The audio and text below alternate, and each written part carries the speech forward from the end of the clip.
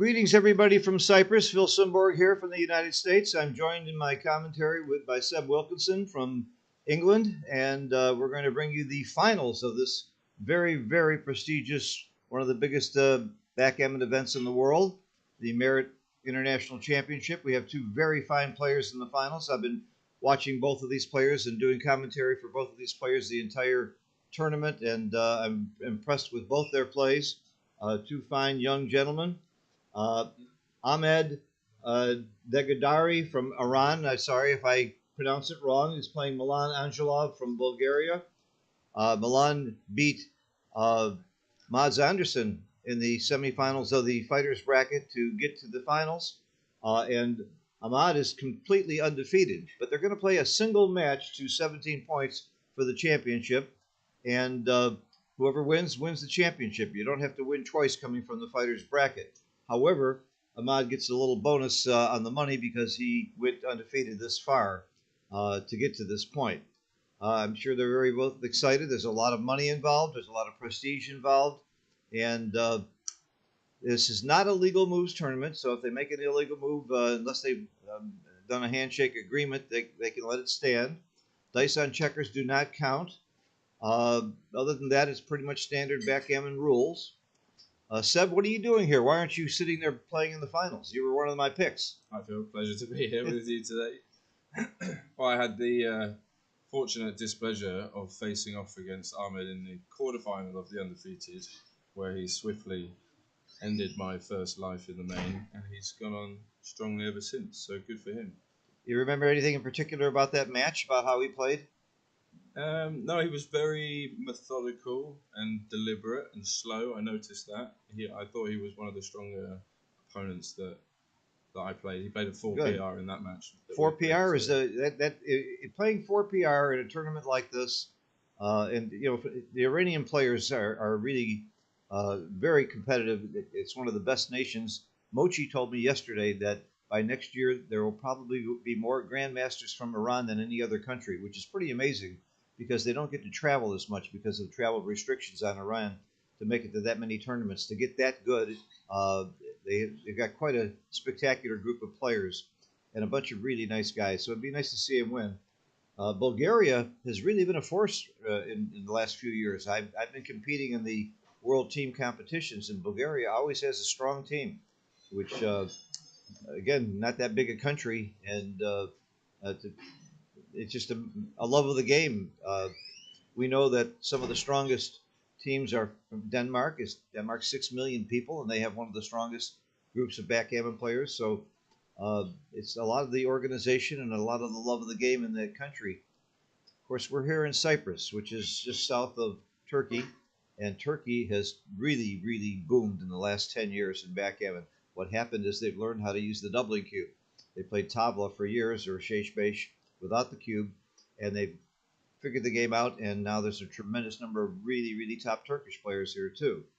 So this should be exciting. Arda, who's the tournament director, probably the premier tournament director in the world, he's going to be coming from here. He's meeting me in Miami next in a couple of weeks at a big tournament there that he's going to be running, the Miami Open that Abi Cohen put together. Mochi's going to be there, and some other very, very top players coming from all over the world for that. Then we'll go to LA, then we'll go to New York for the biggest tournament in the United States on January 8th. So backgammon is booming and growing. From here, I leave and I go back to New York. I'm spending half of my time in New York lecturing at a lot of private clubs, and there's a tremendous amount of backgammon activity. We have 200-300 people meeting more than once a week at different locations around the city of New York.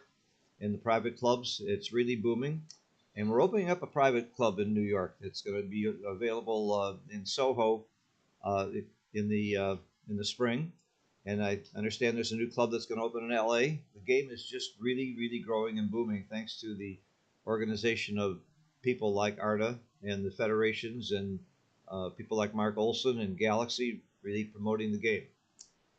Seb, where are you going from here? Are you staying in Cyprus for the next tournament? I don't know. You don't know? I made no plan. I only decided to come to this 2 days before it started.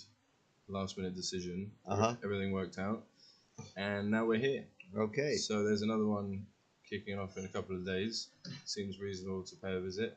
Check it out. Yeah, I wish I could have stayed for that too, but I have to be in New York. I've got several lectures and a lot of students. Some of us have to be in New York, you know. Yeah, New York is really booming. It's really the hot spot for backgammon right now, and I'm very happy to be spending my time there. I'm one of the co-founders of the Backgammon Learning Center, and Seb gives lessons too. And I'll tell you, the more you study this game, the more you learn, the more you enjoy it, the more fun it is, the more interesting it is. And I've seen some positions and some situations come up in the last couple of days. I mean, I've been playing this game for some 70 something years, and I see new positions and new situations, and it's really a fascinating, fun thing to see. Looks like John Brumfeld in the room. He's our monitor for usually at Monte Carlo, and to make sure that everything is done right at the end. One of the great pros of the game. We're shaking hands, getting ready to start. We are going to watch the chat, so if you have questions or comments, let us know. But we are on a delay. It's like 3-minute delay. 3-minute delay. We'll be out of sync. And that's to make sure that there's no possible chance of anybody signaling anybody anywhere. There's been some electronic stuff going on in chess and other games. I don't think it's happened in backgammon, but a 3-minute delay is very wise. I think they're playing for the difference is easily $10,000 or $15,000 difference in who wins, unless they did some hedging, which is common in backgammon where you make deals to split the money a little bit closer. But we'll see. It's a lot involved here. Yeah, this is one of the biggest tournaments in the world. Dream scenarios to be playing in the final for both these guys. Yep. And I'm sure they're going to enjoy it. And we're rooting for a DMP classic, nail biting, you know, the maximum exciting. Of course. Imaginable, but these two guys would want the easiest match of their lives. That's what they'll be hoping for. Just the smooth sailing. But I'm sure we'll have lots of interesting decisions.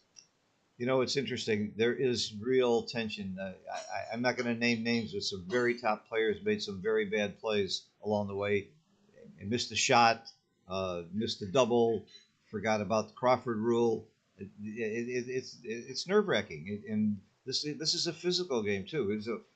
We're playing for hours and hours and hours and for several days, and you really got to stay in shape and get your sleep and eat well. And this is a sport. It's a mind sport.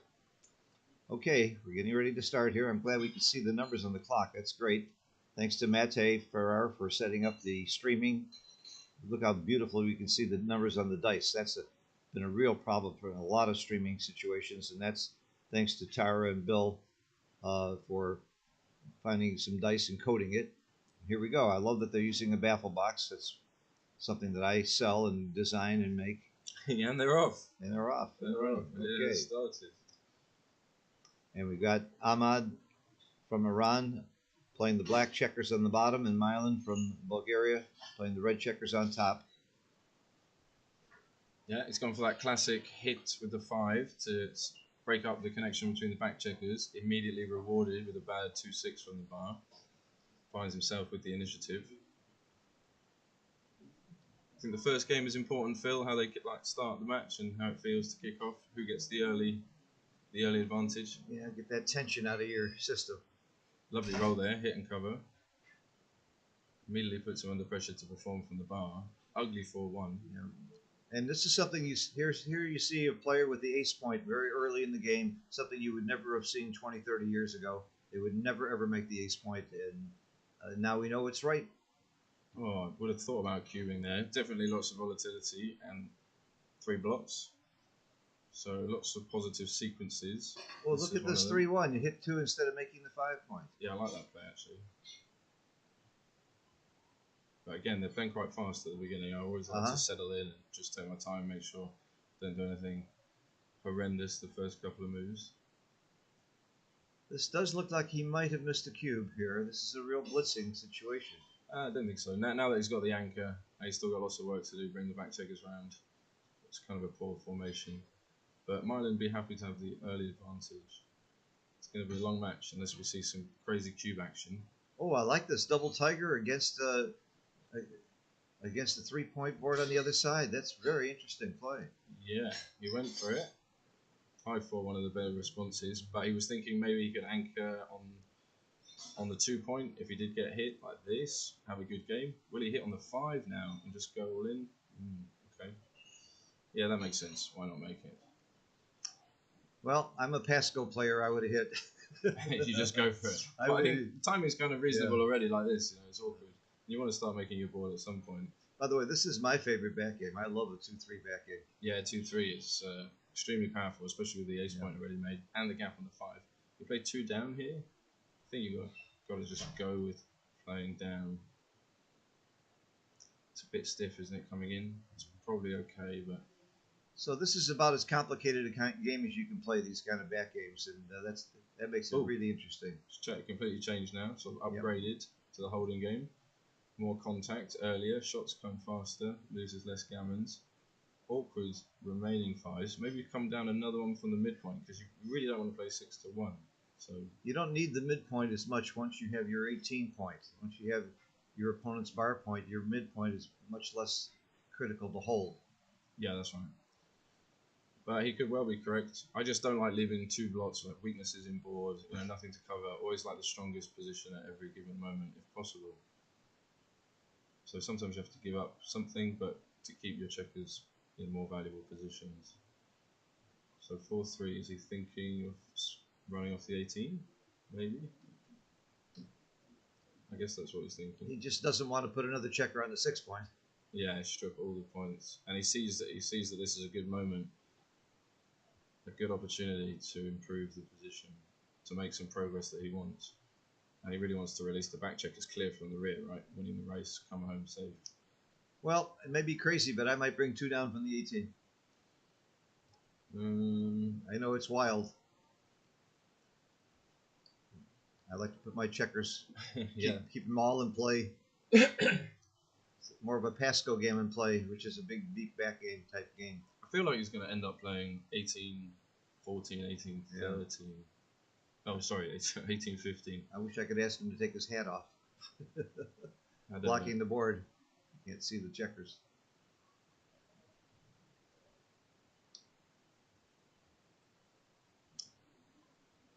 So he's going with this 3. I do like that 3. Then where's the 4? Go to the deuce or come down. I like coming down. Yeah, they're both reasonable because you are in front of the stripped points. Okay, he just opts for nothing. Can't fault him for that. Double 2, lots of good options. That's 1. I come up to the 5-point. I think you want to stay back actually. Really? Maybe make the 11. I think I like that contact back there with the open 5 because we're down. Yeah, I like this. Good play. I see this would be my play. I feel like that just makes it easier for him to play, doesn't it? It does. But I don't know if you have the timing to hold this game. But that's why you play to the 11 because now you can sort of clear the 11. I see. Whereas if you play 18-16, you're still stuck with these.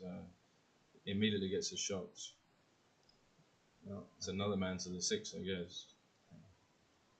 I don't see what else you can do. He still has a blot on his ace point, so he's not too worried about getting hit. He's still trying to come home. It's very likely that he's going to have to lose something at some stage. So, you're kind of forced. It's almost like a nice excuse to break this point and get home. He performed. Wow, that's a good one. That was the first test in the match, and he came through with flying colours there, didn't he? And he hits back. Hey, you can play 6-4 with the 2, so why not do that? Unstack a little bit. Looks clear. Now, if he dances, is it a double? Be interesting. Oh, lovely 5-1 because he can just lift this block. So now a 6 is good, double 1 is good, but mainly 6s. 6-1 is nice. Again, it's like do you hit on the 5 or do you keep going? I would just keep going. Yeah. I wouldn't hit at all. Okay, he's looking at it. I would just keep going. Is this, again, if you could dance or if he doubles, that's a bonus, isn't it? That's like an extra bonus. It's really interesting, that one. Maybe this is safer, slightly safer as well. Ooh, gets hit. But he got hit either way. But I like his aggression. I like, made a natural play, a natural strong play. Yeah, he did need to unstack that 6 point, so I can see the play. Yeah, it made sense. Okay, so he's trying to flood the outfield, gain control there. Of course, the race has evened up a lot now. This just plays 6-3. Again, slowly strengthening his board. Quite an interesting game to start with. Yeah, something a bit different. This will come in with a 5 and just make the point. Don't see any reason to play anything else. Leave nothing. And he's looking for a 5, didn't find it. It's awkward. He only wants to play 3 of them. I like this play. Look at that. He found a good 4-part combination. That was nice, huh? Still got the contact at the back, releasing pressure, make the board. No blots, no checkers in bad spots. Both from the back. Oh, you can play 6-4. Leave no directs. Much better.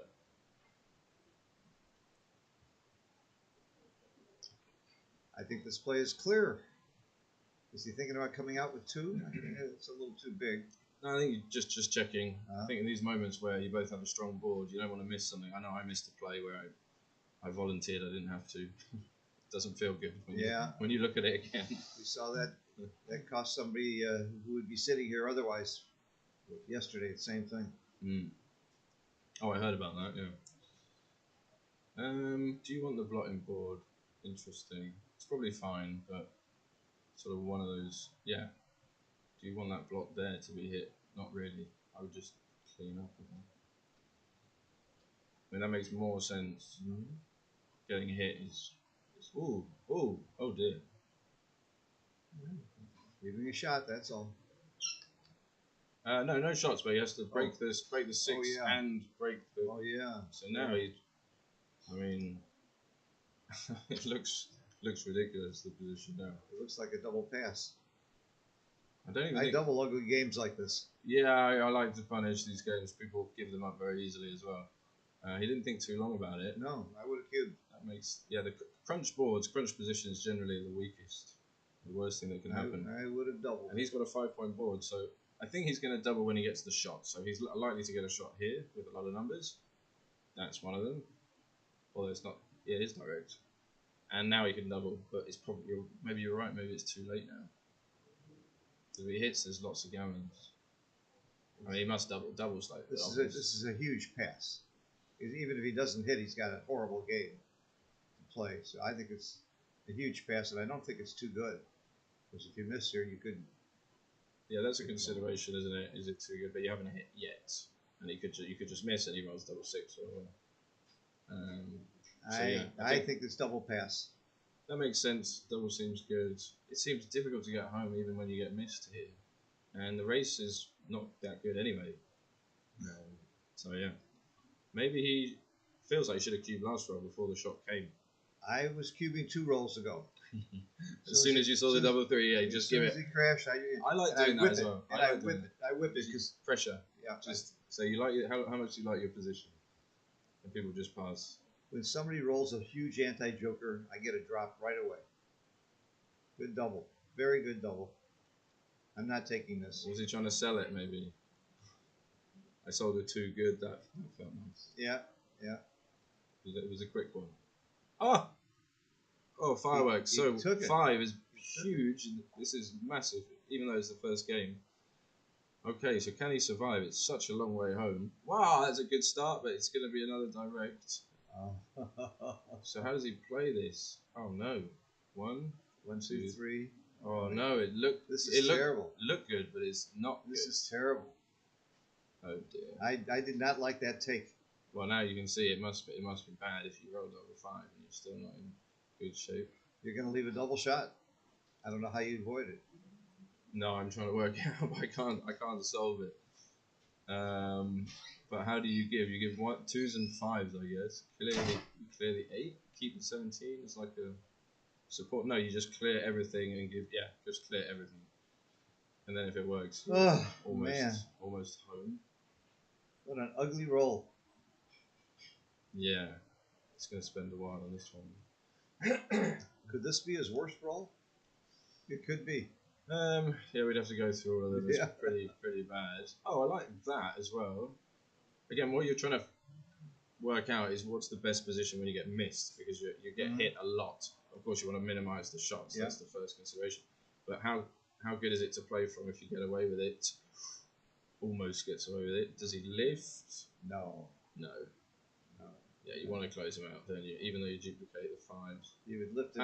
You would lift it. The board was better. I don't like this. Why not have a double cover?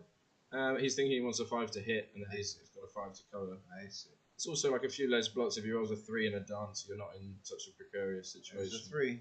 Yeah, this is going to be 4 points a lot of the time. Yeah, I really did not like the take there by my. What a horrible position for the first game. Yeah. You don't want to play that position first game of the final. Just go 1-0 down. I think it feels better. Better than that spot. So he still needs that second checker to get the gammon. True, and he doesn't have too many rolls. Maybe 2 more rolls to be able to stay. He will be risking crunching. Now he got off the double 3, which could be coming up. So 4. Ooh, double 2. In, yeah, just come in. Double 6 still good. Okay. I mean, you win more gammons with the spares on higher points. I in the barrel. I would have run the back checker there. I wouldn't have stayed. Oh, I would have stayed. So. You would have stayed. Yeah. Okay. Because you're playing on 2 good. I mean, you've doubled, but you're playing on to win the gammon. So yeah. I think the risk is really low. But he's got bad 6-5 here for a shot, but it's a long way for a turnaround. Keep it going. Nothing aggressive, yeah. Gammons are like about 60% here. Yeah. I don't like this. Maybe even, yeah. I don't like this. I would come off a 5 point. Yeah, he's trying to be more aggressive. Keep the board closed for longer, but I think that looks right. You want to make sure you win too. Yeah. Oh, that's a good one to start. So can he roll a 6 in the first shake? Oh, fireworks already in the final. This will take one off. It's a big swing already. Oh. Very pretty. He's not performing. He's not going to feel good about this first game. Well, I really don't think it was a take. No, I think he's being punished appropriately. Bad position. No shots coming now. Wow, look at that. Now there's some backgammons. That's cruel. Alright, so he saved the backgammon, but the gammon's almost gin. Maybe even gin. It's gin. Okay, he's giving up. Alright, 4-0. Not a fun way to start. For Milan. No, they'll both be settling into their new environment in this special VIP laboratory room that they've set up somewhere. The best view of the weather today. Perfect background weather. I'm not happy with the backgammon weather. I wanted to play tennis with you every morning like we did last time we were here, and they had a tennis court torn up. Yeah, they tore it up. It was a shame. I thought I suspected you had him do that because I think I beat you 1 game last time. You're still pissed about that. I have no recollection of such events. Yeah. Wait, we played in LA too, didn't we? Yeah, LA was good. It was fun. Bob and Blake and David. Alright, so second game. He'll be looking for a reprieve. Starts very aggressively with the 3-2, coming down with both. Don't always see that, usually split. 6-2, is that correct response? Interesting. I like 3-2 down by myself, and I also play 4-3 down. Yeah, I like 4-3 down, but usually split with 3-2. Double hit here, lots of checkers in the zone. Strong response. But he'll be looking to get some points on the board in this match. So, of course, he covers with all the covers. Do you get any comments here or questions? No, it was a 300 pass, yeah, so we got it. It was a big pass, great. But it was a cash.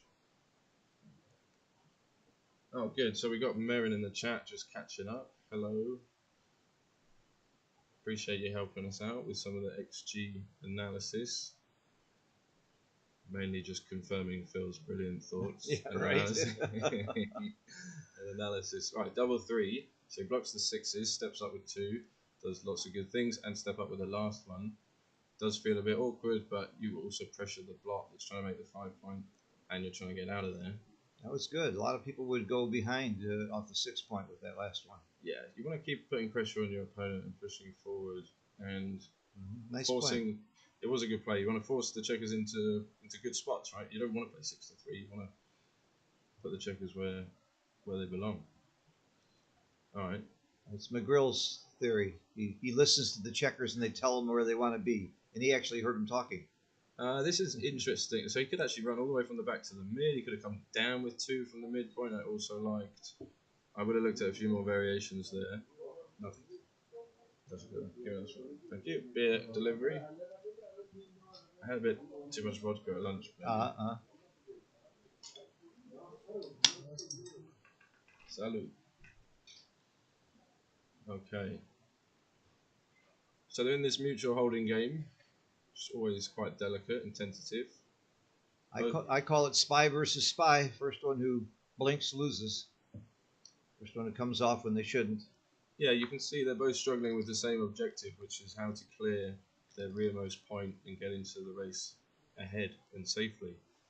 So they're both constructing their little priming blocks, making it difficult, both trying to create a strong inner board to have a threat for when the opponent tries to leave or attempts to flee. And then often one guy gets lucky and rolls doubles and gets out. That is what you hope for. That is what you hope for, yeah. This is a little awkward here. Is this black? Can you just make the 4? Can you just make it? Make the 3 slot the 4? Maybe I just make the 4. You would leave the blot? I think I would leave it because red's position is awkward and you've got the 2 point. And okay, you could do that as well. That was my play. I would. That's more pedestrian, and this is what I would do. Okay, I can live with it. Race is close. Shouldn't leave shots. I just, always trying to build a good-looking position. I wouldn't do this because that doesn't look as good as the potential that your play had. And you're going to break it up next time anyway. So why put your checkers down on the ace?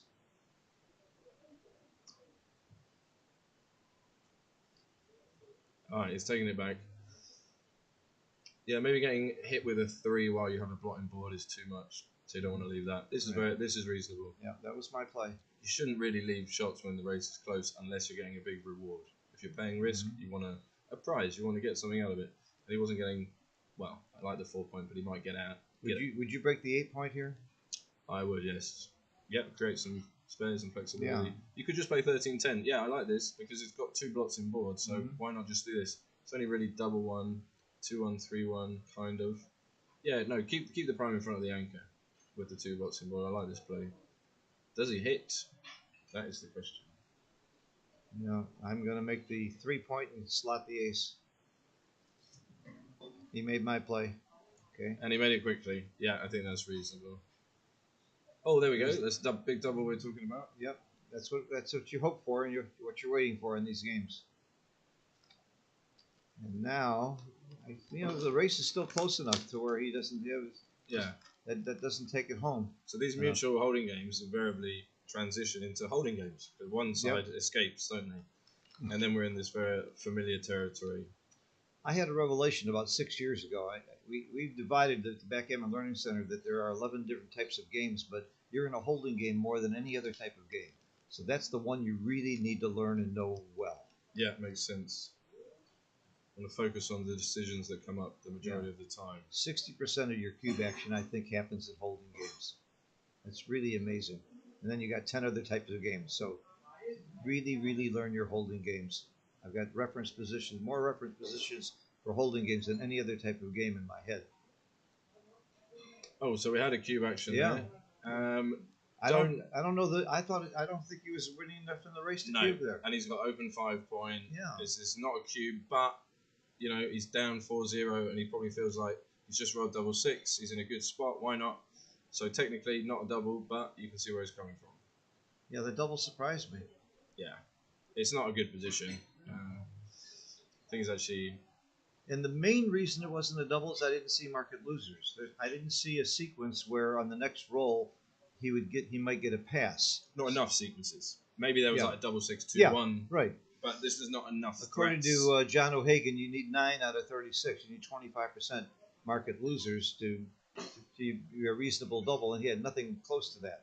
Yeah, that's a really good rule of thumb, and that's net, isn't it? That's Yes. after taking out. So that's like That's after subtracting your bad rolls from your good rolls and his good rolls and so on.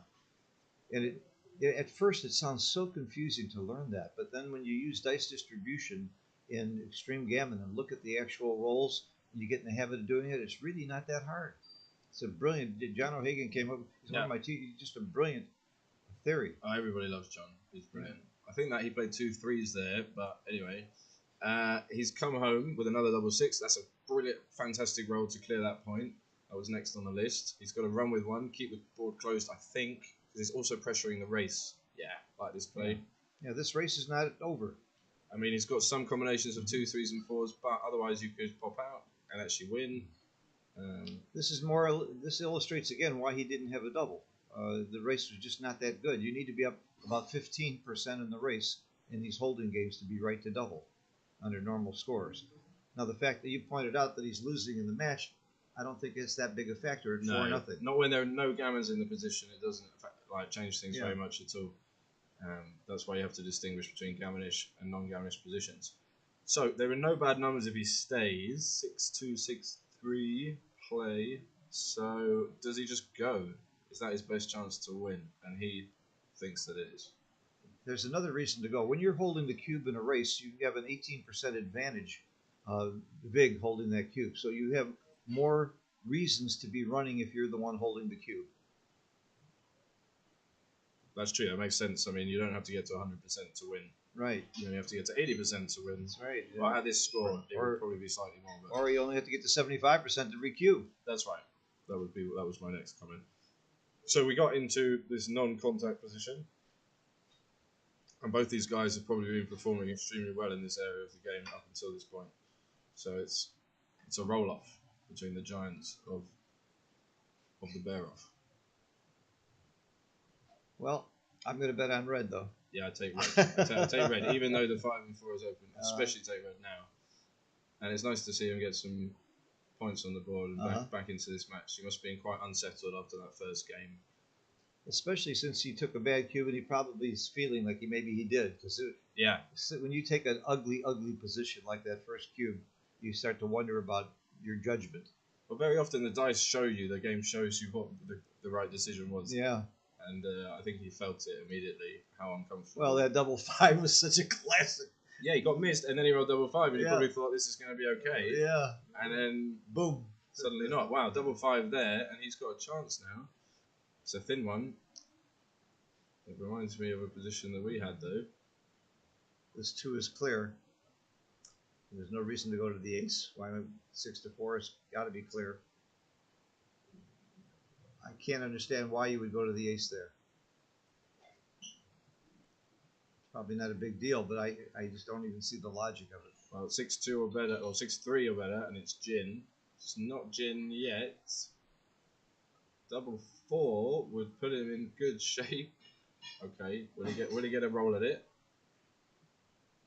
He's giving him a chance. 3 rolls? Nope. Not close, though. I didn't understand that, too, going to the ace and that the 2 there. But those are very interesting. You could write a whole book on that. Of course, there is a whole book on that. Bob Wachtel's In the Game to the End. Parts 1 and 2. That was really close. Last roll. Yeah, down to 1 roll. Every point matters. Yeah, it really was a wrong double, and that's the reason. You got to be up. Grant Hoffman came up with a very, very good formula for holding games. You need to be up 15% in the race, have 4 or fewer checkers on the midpoint, and a landing spot, and you have a double. And he didn't have that 15% in the race. Oh, I think he should have slotted the 5 there with the 2-1, but he would have been double hit. Yeah. So went with the slot. See another aggressive 3-2 opening. Gets hit back. Love these hitting exchanges. Any 1, 3, 4 here as well. So that's another hit. blots everywhere, flying across the board, back and forth. Will he anchor? Will he hit? I'm surprised he didn't do that slot play. You're right. When your opponent brings those two checkers down, He'll do it now. duplicate his fours. Yeah. You duplicate the fours so much, and that's such a huge duplication of fours. Love unstacking the 6 to hit. It's exactly where those checkers belong. Awkward 6 hit. Does he have to hit just to stop him making the 5 point? Okay, that's a natural 6. So let the guy make the 5, but then you make a good point as well, and he has 3 men back. That makes sense. This covers and just comes out. You come out to the bar, or do you come out to the 10? I'd come out to the 16 because the 18 stripped, and you're Okay. kind of contacting both the blots, but it doesn't make the bar on your head. Dupes 2s as well, which the back checkers need 2s to anchor. So now you're giving him like a good 2 as well as all the other numbers. He's obviously having the same problem I'm having. I wasn't sure which one, but you're confident you like the other one, and I see the logic. Good play. You made your play. Yeah, it could be wrong, but I don't think so. I see the logic. He doesn't once you have to. explained it. Doesn't have to hit. He could just make the bar, but this makes sense. Got some structure. Sends another checker back. 4-1 is awkward. Has to come in with a 4, really. Yeah, I like this play actually. Duke the 2s again. 6-2. That would be my play. No reason for this.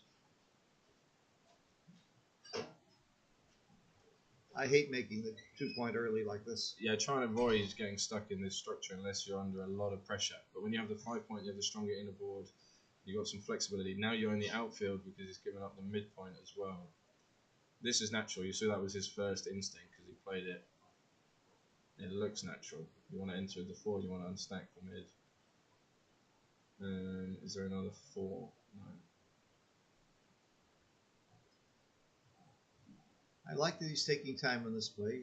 He sees the importance of every play. Yeah, they've definitely slowed down from the first game. They started, oh, this is point or hit outside. I like this. Interesting. Is he going to look at the other one? Okay. I like the point. Okay, fair enough. It's a game of efficiency that does more good things. Maybe. He's going to hit now. Now he'll anchor, because now that he's got the big stacks, he's got the blitzing position, and now he can hit. Yeah, take away the chance of him making the par of the 5 point. Makes a lot of sense. A lot less risk as well, getting hit now with 3 men back already. Ooh, I don't like this. This just allows him, you can see, to roll and improve. You know, when you give him the starting position of being on the bar, it's much more difficult to improve the position.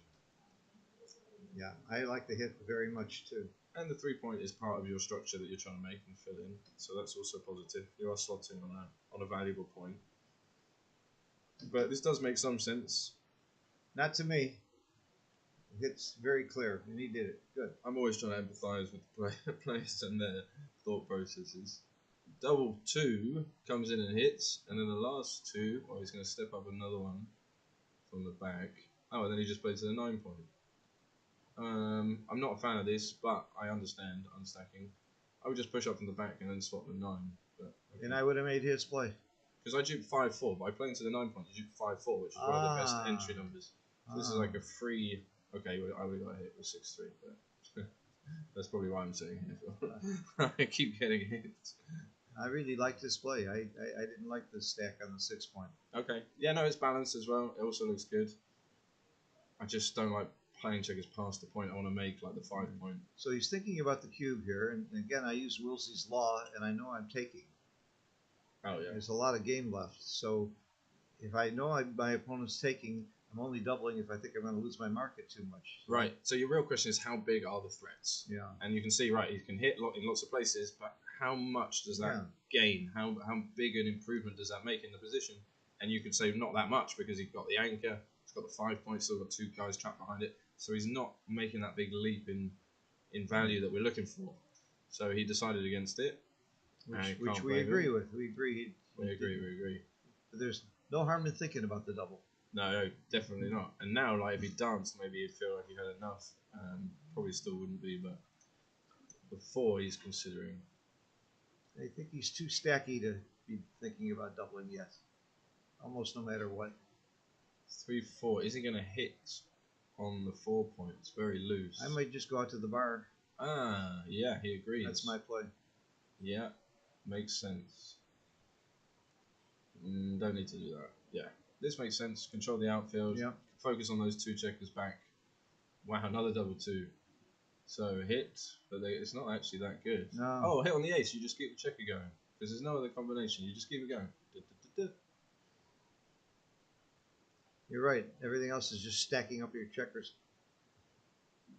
Yeah, and you don't mind, two checkers on the bar. Maybe make the ace point. Not the end of the world. Buy some time to escape the last back checkers. Mm-hmm. But a lot of the time, He's going to find it. There's nothing else. I was going to say the solution is just the best of a bad bunch. No. And hitting two is better than putting another checker on the 4 point, getting a hit with more numbers. A lot more numbers hit this way. And I was getting double hit, in fact, off the 4 point, which I think is a clear play actually. Nice play. I mean, nice play, man. You really want to anchor. Yeah. You really want to anchor and make the 3-2 game, but you don't want to settle for that game before you have to. If that makes sense. Makes a lot of sense. I would hit twice also. So I think you just go for it, and then if it goes poorly, you rate to make the 2-1 game, or the 2-3 game, or the 2-5 game. But you could actually contain these 3 checkers right now without having to. No, this is too passive. No, he's not going to do this. This is not good. He's not going to do this. This does nothing. It's like a useless move. He'll put it back. He's just recognizing that this is a spot where things are turning around. He might just feel very solid with this, and this could well be correct. But I would have taken the chance to go for the 4 point now. Because now you can see he kind of wants to run off one of the anchors here, or make the 9 or the 10 point. So does he just run from the back here? Can he play 13-7? This. I like this. What do you think of that? I love it. Yeah, I love it. That's kind of what the position's asking for. That's just throwing a checker away.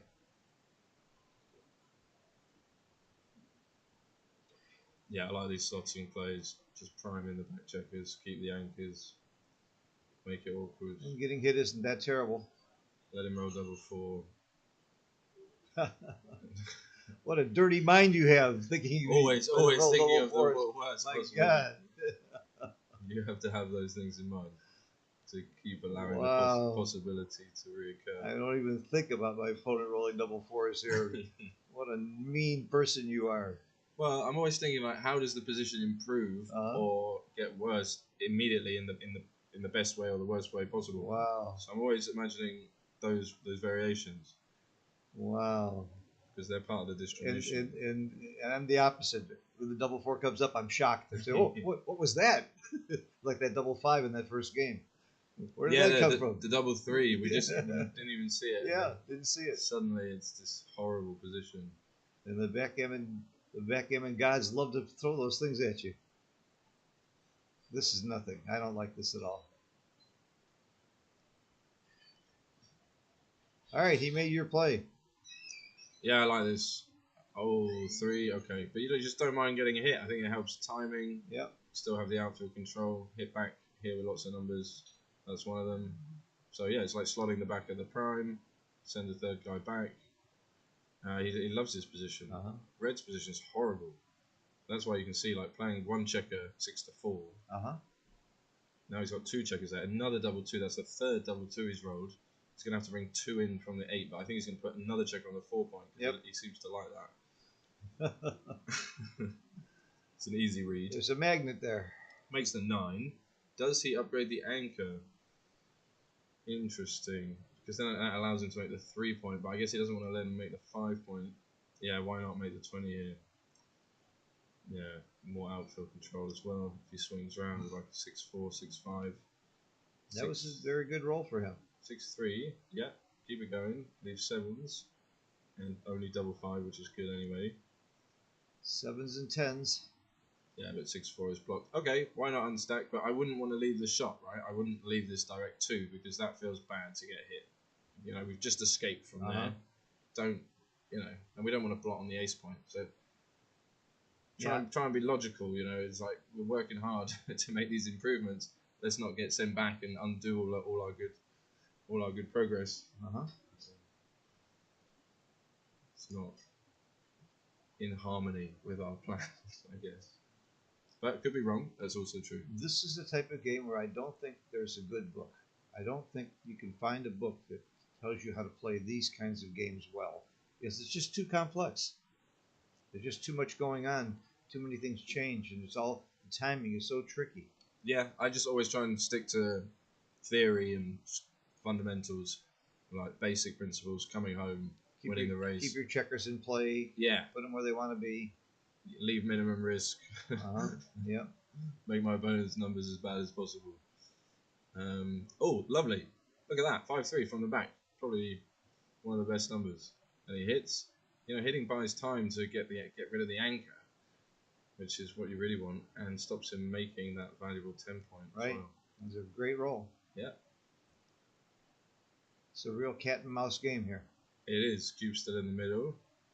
2-1. Does he play 6-5? Oh, okay, yeah, that makes sense. 6 is duplicated that way anyway. 3-2, not what he wanted, so he comes round. Yep, and then he slots the 2 because we saw him unstack the 4 before. I think he's going to lean that way again. Yeah, I like activating those checkers. That makes sense. Does he get hit? Fades the hit, which was important. Just come around very quietly. Yeah, not much you can do here. I don't think the 1 matters too much. Well, no, you're duplicating your 4 this way. I might play 6-5. Give myself a 5 to play. Yeah, could be something like that, small thing. But both have very clear plans, right? He's going to keep the anchors, run that 5th back checker that he has there, and Mylan's going to try and get off the anchor as fast as possible and run home. Now he's got a 4-point board to protect himself. So scooch up with a 2 and a 3. That's actually a lovely roll. Just balancing everything. He's got to go. Yeah, look, he immediately grabs the checker. He knows what he wants to do. He's got to keep it moving. I think I keep it going. Again, 6-4 doesn't seem great. This is probably a couple extra shots, but do we care? I care. 6-4. Yeah, he's probably right. This is probably better. 5-2 is already duplicated. 4-3 hits. That's a good 7. Can he hit back? He's got 3s. He'd take a 4 to re-anchor as well. Oh yeah. Yeah. 1 and 2. Can he duplicate the 2? Maybe if he comes in on the 23 and plays the 1 there, get some duplication. I don't like leaving 1s, 2s and 4s like this. Okay. So that changes things. That makes the 9 point. 10 points, sorry, 10 yes, points. sorry. You're correct. I think it makes the 10 point, and you kind of switch into this 5 prime idea. Yeah, I think you do. Because the alternatives don't really work. Yeah. And I think this is actually a cube. If he doesn't hit you with a 1. Really? Yeah. The race is still... Yeah, but I think he's... Ooh. This is the alternative, but it doesn't... It's ugly. Doesn't feel right when you have 2 anchors to have a blot on the ace. It's just so pretty to have that prime to make the 10 point, in my opinion. I don't like this play at all. Okay, he went this way. Interesting. Oh, we've got a dance. Does he cube this? No. Didn't even stop to think about the cube. So he covers. Step up? No, I think you just cover from the 8 point. Yeah, like this, and then see what happens. See what happens here, and go from there. Very happy to anchor, of course. I think he's going to play the 3 to the ace. Oh, he came down. Good. I prefer that. But maybe it's actually right to play to the ace here because he has to give up the 8 point or one of the anchors this roll. And his opponent is stiff. I think I would have gone to the ace. Yeah, you didn't actually want to give shots here.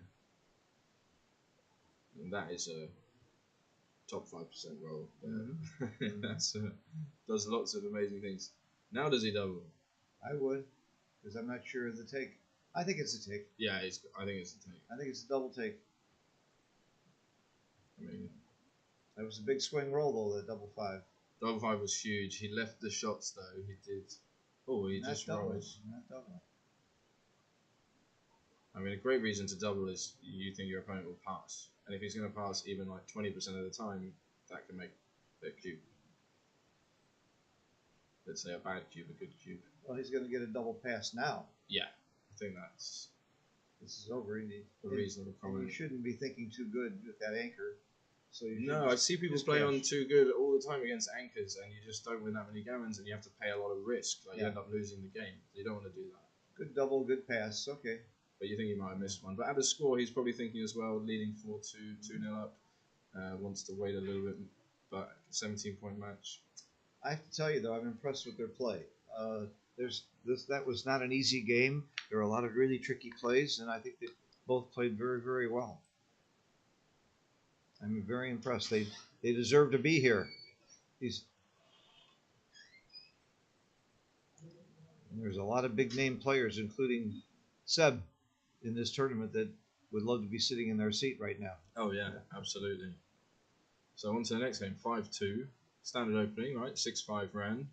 A couple of pointing rows. Natural.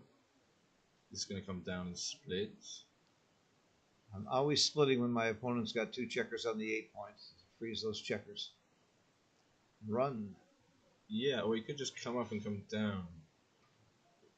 That's what he's thinking, because he likes playing 13-8, but I think running makes sense. Oh, he is unstacking after running 6-5, so maybe 13-8 is good, yeah.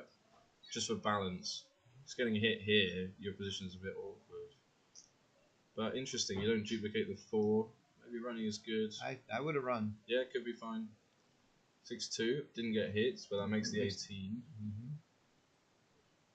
And now we're just almost in a race, if we can get this last back checker safe. I know there's a bit of contact, but it's really minimal.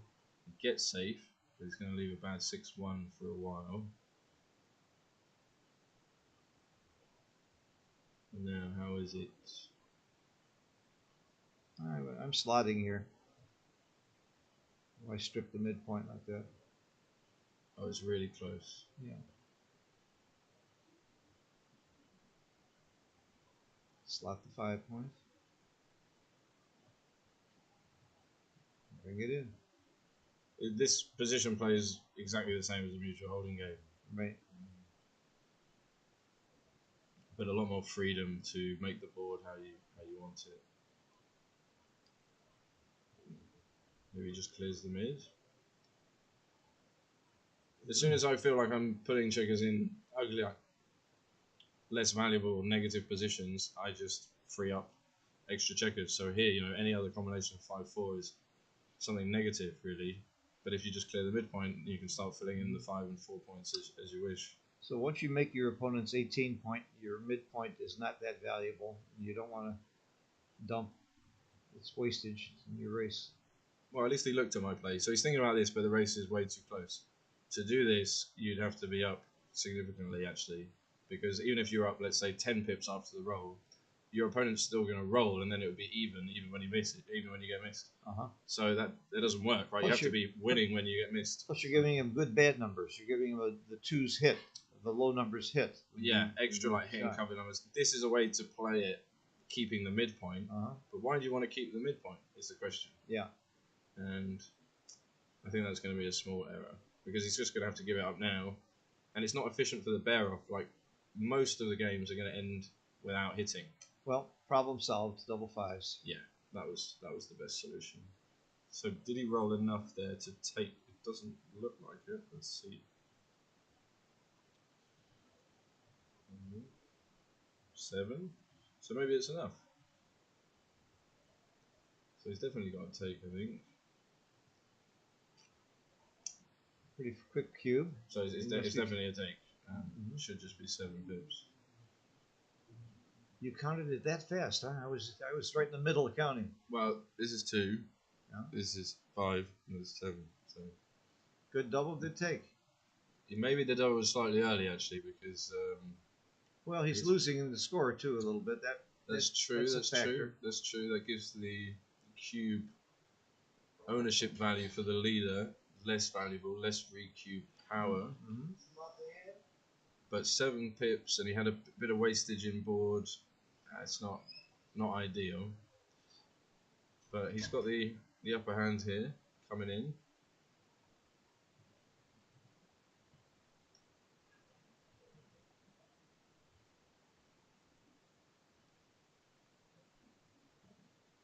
Always interesting to see players' preferences here, whether they like to stack the 5, the 6, I the 4. like to stack the 4.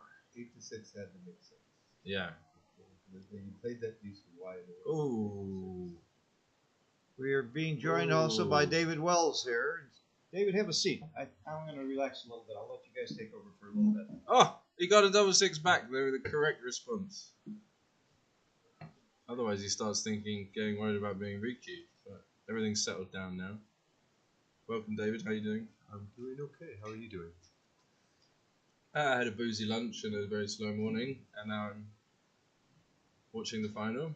As a fan, I'm trying to imagine I was watching it in the room as we have it on at the hotel. We have it on the TV, the stream, and I'd probably just be chilling in the room watching it anyway. Right.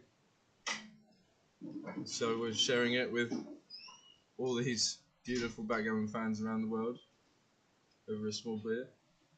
How many people are watching, as you say? I think 4. 4? No. Oh, 301. Oh, you Hello, can see world. some of the chat here, but it's delayed. 3-minute delay. We got Martin in there. Hello. Jax. But they're still racing. It's just never over.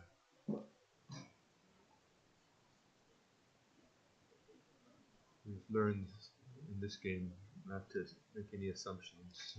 Definitely not.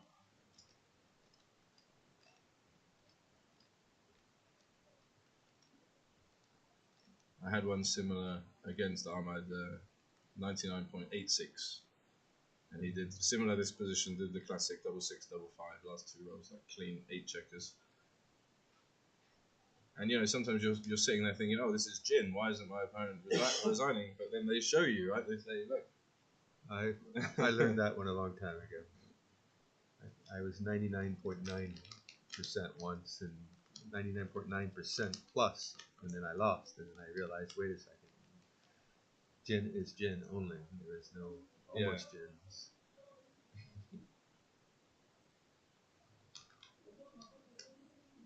Oh, he's got a roll at it. 5 rolls. More than he could have hoped for.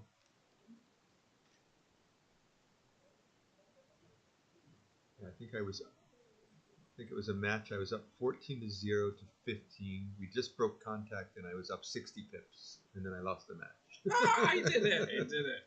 He did it. Wow, It's a huge swing. It would be 5-4. that's gigantic. Now it's 7-2. It's like he's going to probably take a break, I think. Wow. No, he's just head down. What a sicko. So I called that one too early again. You see, that's exactly what happened. Right. What flag is? Where's Ahmad from? What flag is that? Is that? Oh, Iranian and Bulgarian. Yeah.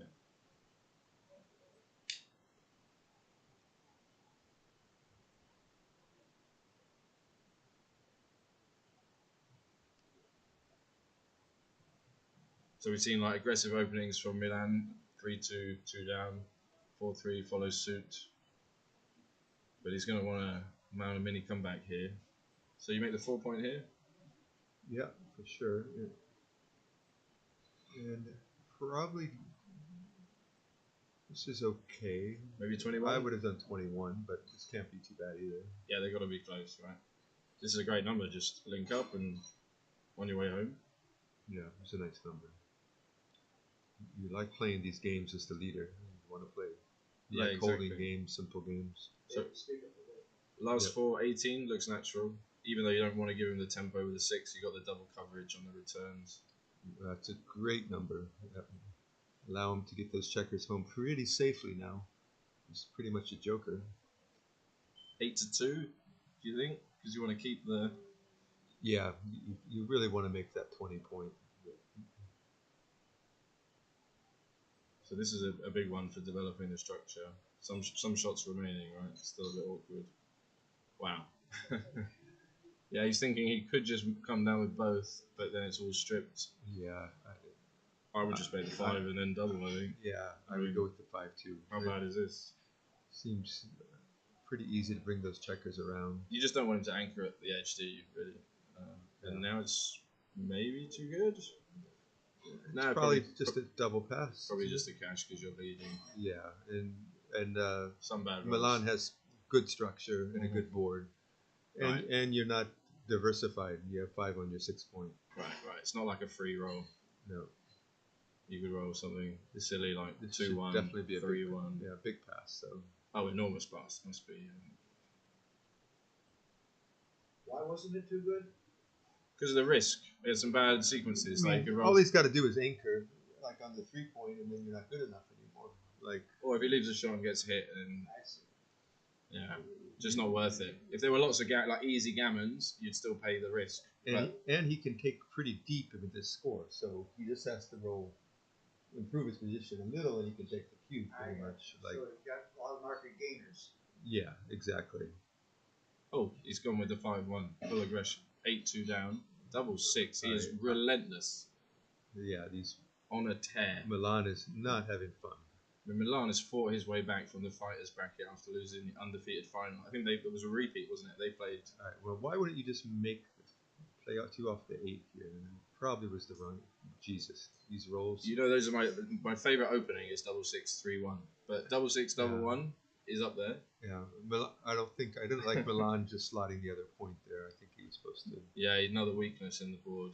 I agree with you. It's just it gives Ahmad a chance just to bring down checkers for free. And here he's dying to split, isn't he? But he can't. Would you cube this even at 8-2? It's got to be reasonable. I think he still needs 7 points. I think that would have been a fine double, but instead just blow through your market here. Well, yeah. Now this is more too good, I think. Well, probably not too good because he's got an anchor, so it's not like what are you trying to do here? 6-4 is bad. It's probably just a double pass. But if there were no bad rolls, what I'm saying is you might as well just see if you make the 4 point. Yeah, I'm guessing this is a double pass just because how are you good? Like how many gammons can you actually win here? Agreed. And 9-2 is great. You know. But if you have no bad roll. Yeah, but 6-4 is bad. Isn't there no bad roll? No, 6-4. 6-4 is definitely bad. 6-4. Yeah. Even there's the question is how many gammons are there? Now they split like this. It's interesting. It's now it does get more interesting. So you're still just going to cash it. This should just be a pass. Yeah, 9-2 is a great spot. I think he was going to cash no matter what. So yeah, I think he was just trying to. Just trying to get like an improvement if he didn't double. Yeah, maybe scare him from doubling. Maybe he knows if he sits on the ace, he's always going to get doubled. So maybe. Yeah, I often make my opponent too good so he won't double. I thought Milan played that game a little too fast. I thought he had some. Yeah, it felt like they'd take a break there. I thought he had some difficult. All right, 9-2. Let's see if we can turn it around when we come back. Transition and break. Excuse me. Hit break. And turn the microphone off. And I love that you.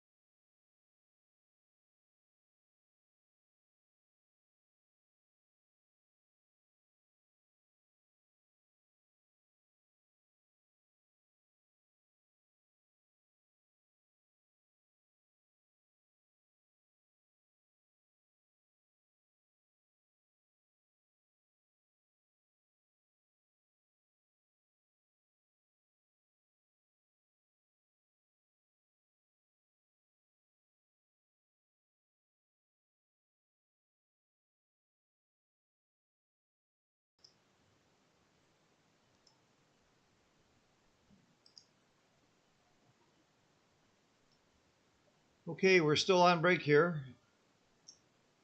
in Cyprus. Got an exciting match going on. I'm very happy to be joined by David Wells and Seb Wilkinson, two of the top players in the world, doing commentary. I'm going to pretty much let them take over. I've been on my own most of the tournament because all the good players are tied up playing, but I finally got some really good help here. And it's a great learning experience to listen to these two chat about what's going on across the board. We are watching the chat. If you have any questions or comments, happy to see them. Tournament has just been run very, very smoothly. Everything perfectly on time. Arda is a master at running these tournaments. And it's really a pleasure to be here at the Marriott Hotel. I've lost David. We lost David for a minute or two. We're still on break. Okay.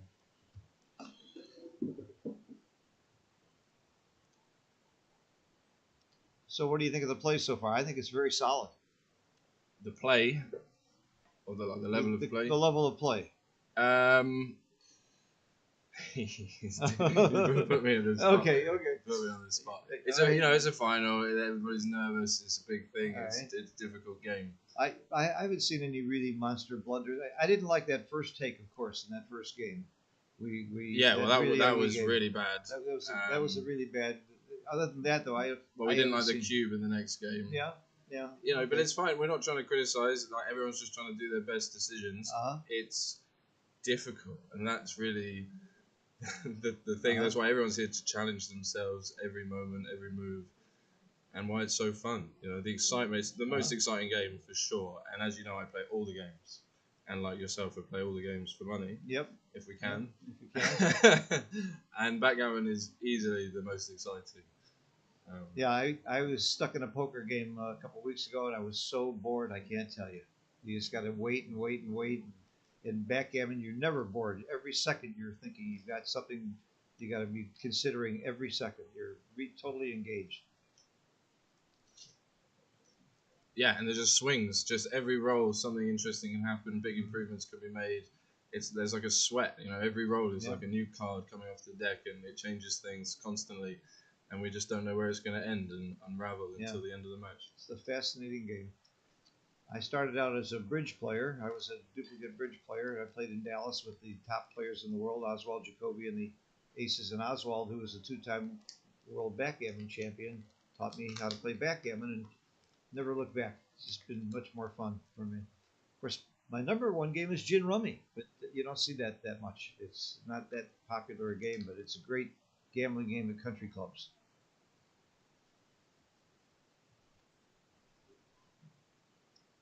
I just read a great book I recommend everybody called Maniac. It's all about the development of computerized AI and AlphaGo and how it conquered the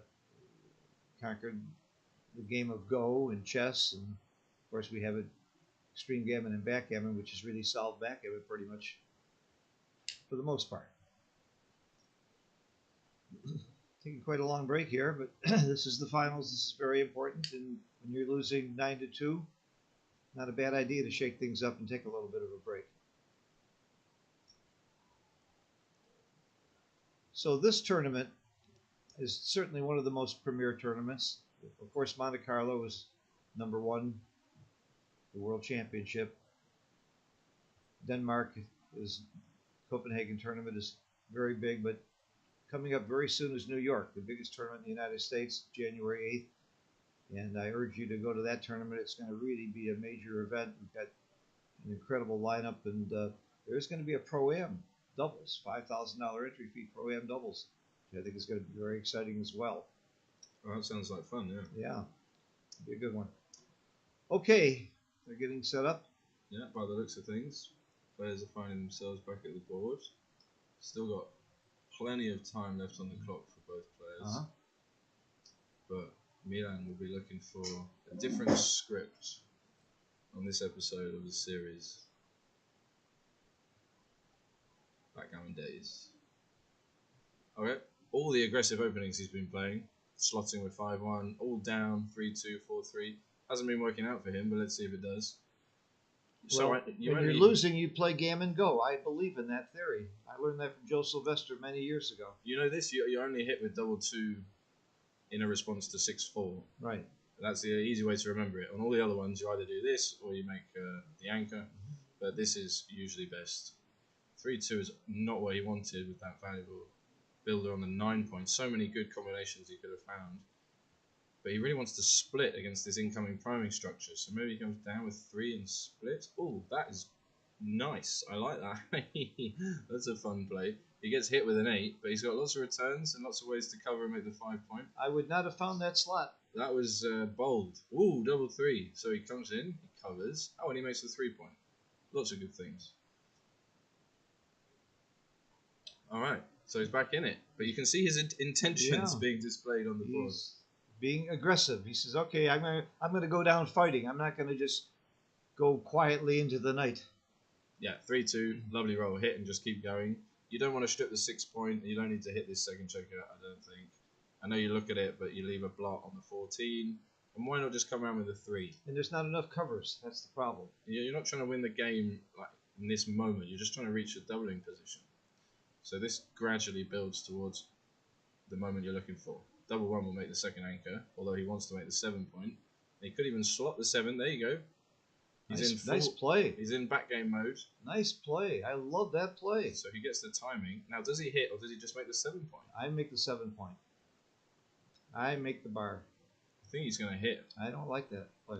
It's really interesting, isn't it? Because his timing is actually really bad. If he doesn't hit, for a 3-1 game, he has very bad timing. Yeah, this to me is much better. This is the play. It takes discipline not to hit. It does, because you kind of you feel like you're leaving yourself open to get counter primes. You can make the bar, make the 4. You've got time. You're not going to be. So I think he's going to put it back and hit because it feels. But you could make the 5 point yourself, make the 9 point. What a nice position for this back game timing considerations. I love this play. You can see he wants to make it. I made a big mistake in a back game. And I felt like I knew the right thing to do, but even though I knew the right thing, I still couldn't bring myself to play it. Sometimes I have to use one hand to hold the other hand back. Mm-hmm. All right, he made the hitting play. I did not like the play. Yeah, as predicted. Right, so timing has improved. 1-2. Does he hit? Wow, he's not going to hit him. He should hit him, though, because he doesn't want him to improve anymore. Yeah, and he can still come forward. Now make the anchor. Like, upgrade the anchor. You don't want to resign yourself to a 1-3 game before you have to. You know, keep trying to push forward. So I would have stepped up there, especially because Black has the 11 point. And the 11 point is huge in developing that front structure. Right, 1-6, so he got away with it. Plenty of hit and covers here. So he could be working his way forward here. Does he find one? That's a hit and cover. That is a hit and cover. And he's looking a lot better now. But he's still got 5 checkers back. You see how split his forces are. Dance. It's what. Oh, he grabbed it. I was going to say, will he do it? Will he do it? And he just grabbed it. But I mean, this is nothing. I mean, this is like easy take. Maybe not a cube. Probably not a cube. 5 men back. I can't believe it's a cube. No, it can't be a cube, really. Can't be a cube, really. But I like that he's being aggressive. The score, and he's like, I fancy this position. I finally found myself in another good position. Let's roll the dice, and I love it. But yeah, this is like good take. Easy take. All right, makes the 18 or the 2 points. Maybe make the 2 point because you got all the flexibility at the back anyway. That was a very good roll. It was a good roll. Now this is probably still a take, So yep. You see how far he's got to go to get home. So he's going to be... I still love the cube. Oh, that's big. He didn't give him any time whatsoever to get around. No. I still love that cube. Yeah, it was good. Positive. I don't think I would have given it myself, but... Right, so he's got to come out. Just come out from the back. And it's incredibly difficult for Ahmad to attack against the 5 point board, to leave shots, to leave risk. So we're going to see him just trying to come home quietly. Wow, what a good number that is.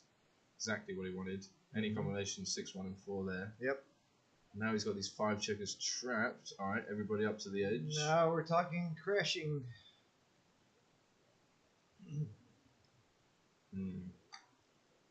Ooh, it's not safe. It goes 13-4. It's the safe play. come down, move the back checker 3. Yeah, like this. Keep it going. Leave nothing. I leave nothing against 5-point board. Just watch him crunch. I wouldn't leave this. Why leave 4-6 double 5? Does it really improve your position that much?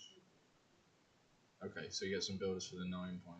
Yeah, not that much though. No, it could well be enough. It could be alright. It's only 3 shots. Double 5 is kind of good anyway. I personally wouldn't leave anything, but maybe getting the builders for the 9 is worth it. But you can't break the 11. 2-1. Okay, so he steps up, plays either 6-5 or 2-1. Maybe 6-5 there, not to have the 2 blocks in board. 6-5 is all the way around. Lovely roll. Who was that? George. Okay.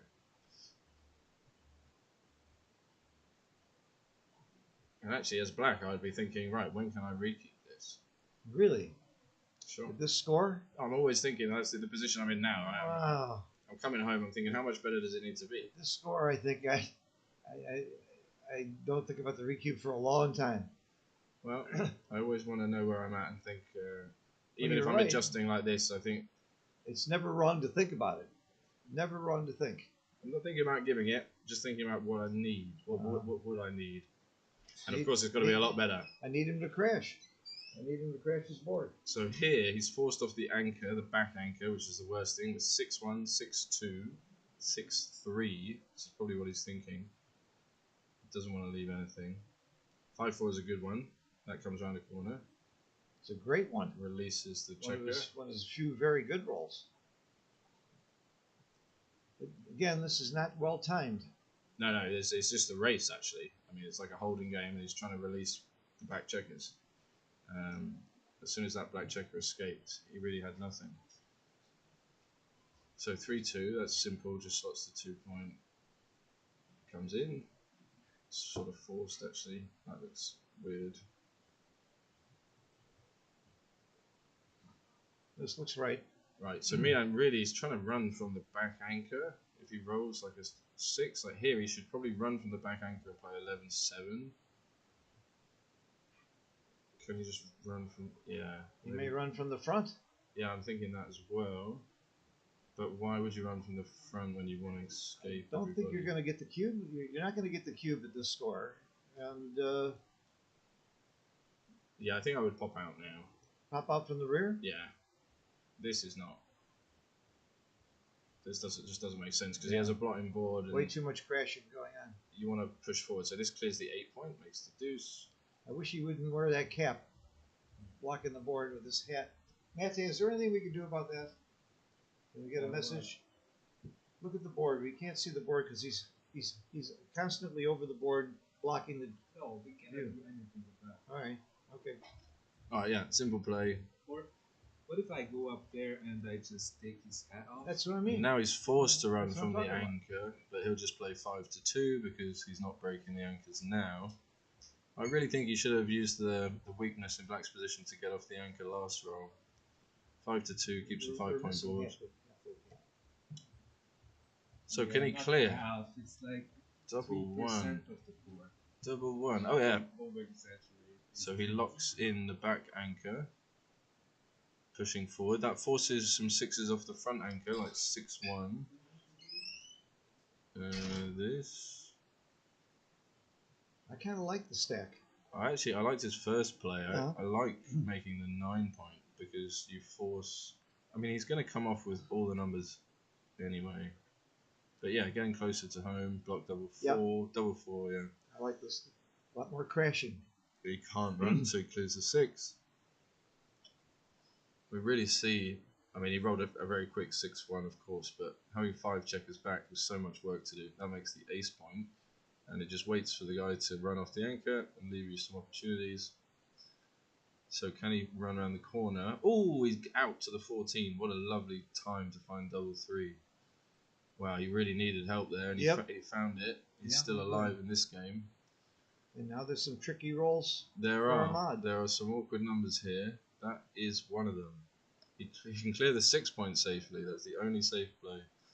And he I wouldn't do that. Might. I would play. I cleared the midpoint. Clear the mid. That's my play. So what does that leave? 12 plus double 5, 13 rolls. No, that's not going to work. I hate this. Wow. That's my play right there. Yeah, it makes sense. Coming home. So the 6 points open. Can he hit it? Ah, yeah. He really needed to hit that. So both round the corner. Or does he run from the back? No, he's too far behind in the race. He's thinking. Can you see that? He would have linked up. This. Yeah. I would have spent a long time thinking about that, because the race can't be that bad. So surely it was reasonable to think about it. Okay, but I mean, it's safer to keep the anchor and try and that. This is awkward. I don't like this. That looks wrong, doesn't it? You're trying to clear that back point, so you want to prepare to clear it. Bring it in. Bring it in. You know, you're hoping for 3-2, 3-5 next roll. Double 5, and he's running. He's gone. His race has got to be the best chance to win this game. So he's out of there. With all of them, you can't leave. What are you going to do? Leave a guy there to get pointed on? I mean, how far behind can he be? Look at the outfield. Yep.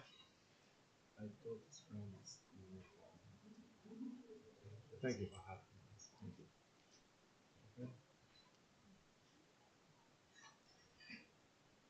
This is his best chance. You're right. Yeah, definitely his best chance to win this game. And Ahmad has some inefficiencies with the open gap, like the gap on the 5 point, might not fit it. 3 checkers on the 7 point. So I think this is, I mean, there is no other play. It is really the other thing about it. Well, I understand the idea of maybe staying with one. Gambling. I don't think people recognize sometimes the risk of staying when they could just get into the race like this. We could see a recube. 3-1. Not yet, but pretty soon we could see a recube here. Yeah, I don't think he's going to give it, because when I played him, he missed a couple of caching spots and recube spots.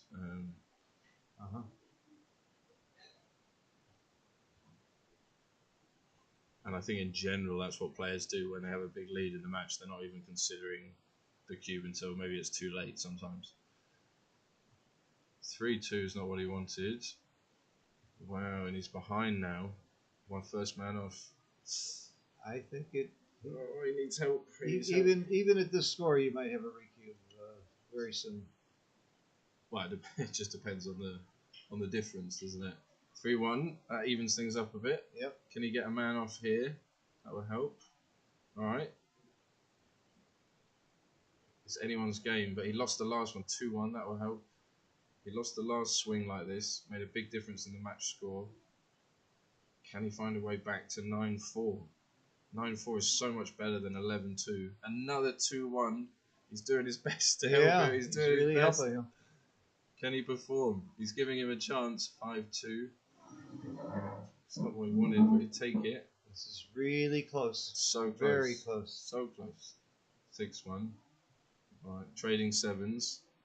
Wants to see a 6. 4-1. Crawling to the line. Right down to the wire. Yeah, it's like 7 roll, 6 roll. I play 5-4. That's my play. I like putting checkers on the 4 point. Yeah, that's usually right, actually. 5-4. Double 4 plays better as well that way. You're happy to roll double 5 or double 6 anyway, so give yourself a 4, make the 4s better. Yeah, double 4. And double 5 usually plays well anyway, like you said. So red favourite here. Can he bring it home? 3 off. Ahmad looking to steal another game. Oh, another 2-1. You can't lose this race when the guy rolls 3 2-1s. 3-1. Wow. Who wants it? 5 checkers, 7 checkers, 5-5.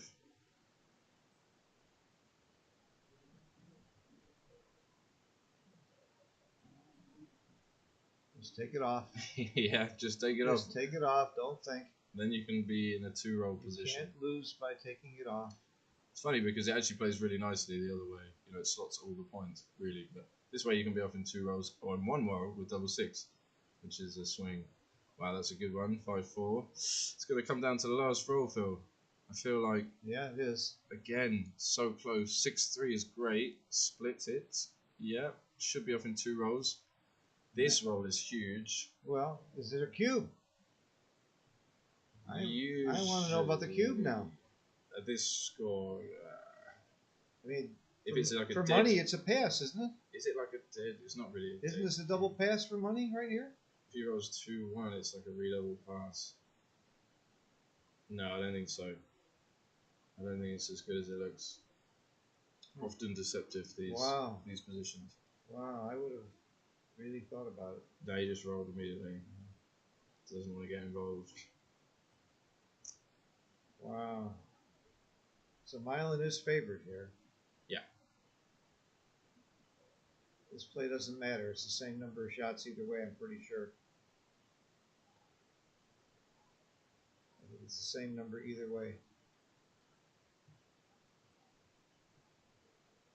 I recall this position. Yeah, there's a nice little trick for leaving 2 checkers in the bear off. If you can leave them 3 apart, you leave them 3 apart. If you can leave them 1 apart, that's the best after that. Then 5 apart, 2 apart, and 4 apart, which is 31 days in a month, 52 weeks in the year, and 4 seasons. So usually if you go through that order, can I leave them 3 apart? Can I leave them 1 apart? Can I leave, whichever one you can find first is the best one. And that's a shortcut to solving all of those. What is he thinking? Take You one off the 1 and then you decide on the 3. Come on. And then you leave them 1 apart. Yep, there you go. So we just saw that in action immediately. Does he fold it? Oh, he's giving him a roll at it. So it's almost 50-50. Anyone, any 2. Oh, it's so mean. Wow. So cruel. Yeah. Again. Wow. The guy rolls 3-2-1s. You still can't win the race. That's a big swing. It's a bad day, isn't it? Bad day. So How you're, do you to take the head off? and what about there was no cube there? I don't think so. No, not the score. Even for money probably interesting, but easy take for sure. So yeah, the score nothing. When it was 3 checkers to 3 checkers, I thought it was double take for money, but I could be wrong. It's happened before. Yeah. It's been known. I got to study those. Very interesting positions. It's okay. Right, another slot with 5-1. He seems to win the opening roll every game, but can't find a way to get more points on the board. See the split? 4-2. Seems to always come when you slot the 5 point. So he makes it. He's going to get hit. 5's probably just going to keep going because he's already played a man down 13-8. And it dupes the 3 in a way. 4-3.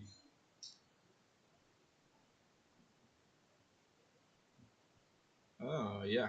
Immediately. You see his aggression. He's definitely likes the aggressive plays. 5 round the corner. But it is making his life easy at the moment because he's finding all the right numbers.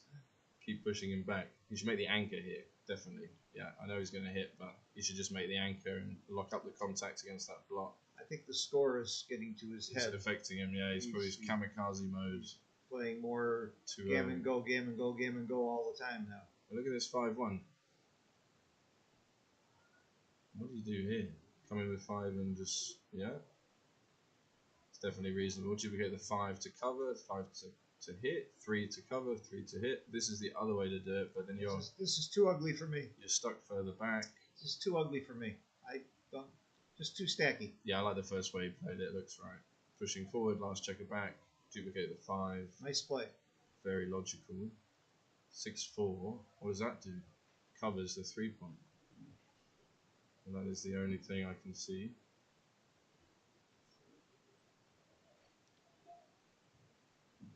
He'll find it. He'll find it because there's nothing else. Absolutely nothing else. Sometimes that's the way. It makes it easy for you. 5-3. 3 point. Yeah, again, there isn't. He's going to think about jumping out and stacking the 6 just to play safe. Sort of come round. Can he do that? I make the 3 point. Unstacks. Yeah. Against 4 checkers back, this structure becomes more and more valuable. So although you're leaving the 3s and the 5s, unstacking these points seems like a good deal. This is the alternative, but it's difficult to bring this home. This is just too stiff. And you still leave risk this way.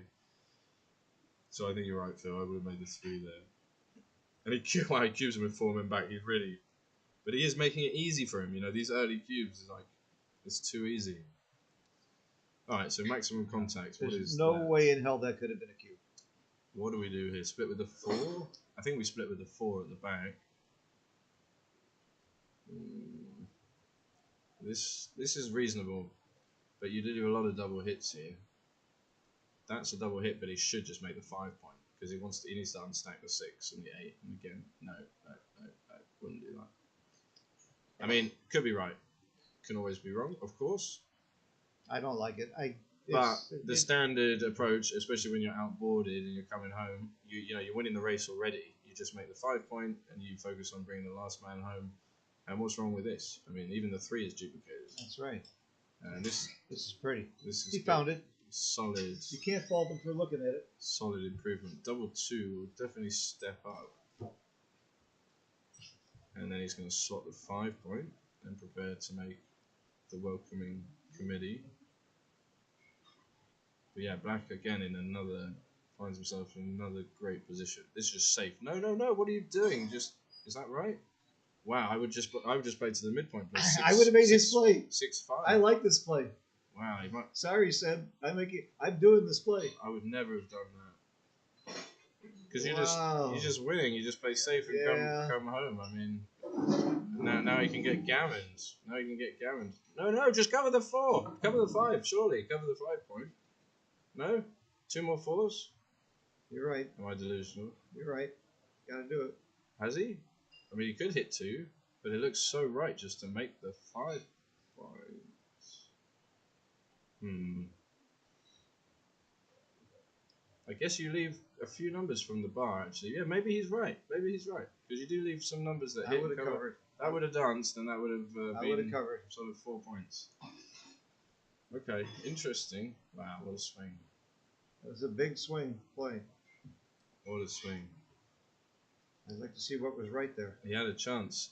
Yeah, anything could have been right there. 1-3 seems forced, unless he wants to play 6-3. Could play 6-3 actually. I prefer that because you dupe all the 3s, and you don't give a 6. So 6-1 is still bad. 2-6 is still bad. Wow, just love making the 5 point, making the perfect 4 point board look so strong. But those decisions, whether you hit 2 or you make the inner board, really difficult. So he did give the 6, and it came. Will he come in? So good from the bar, as you have to be. It's really what makes the difference here. 4 just comes up from the back, right? Yep. It's my play. It's a bit awkward leaving 5s and 3s, but the midpoint's stripped. I like this. This is where you want that checker, isn't it? So 5s and 3s will hit, probably. Yeah, he has to. Leave the 5 duplicated. Duplicate the 2 as well, so you dupe 1s, 2s and 5s to duplicate all the entry numbers if you push 16 to... Sorry, this one. Yeah, I agree. And these little duplication plays add up. They're okay. Well, he found both the numbers, but it's difficult to do that. It's only 25% of the time. The other 25% of the time he dances, so there's a big swing. I like the other play. Could be that way. I like this play. You prefer it that way? Yes. Then I know it's the other way.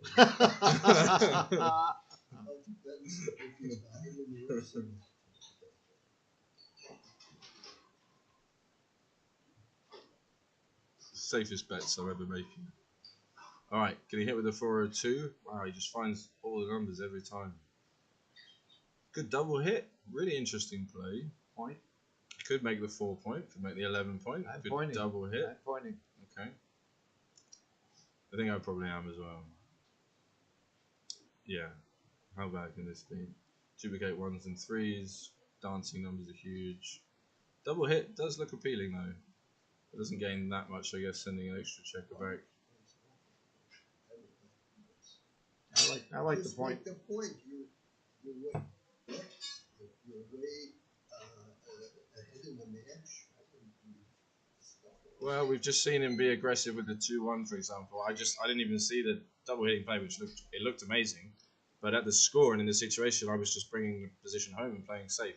So he's definitely leaning towards these types of attacking, aggressive moves. I think he'll end up just making the 4 point.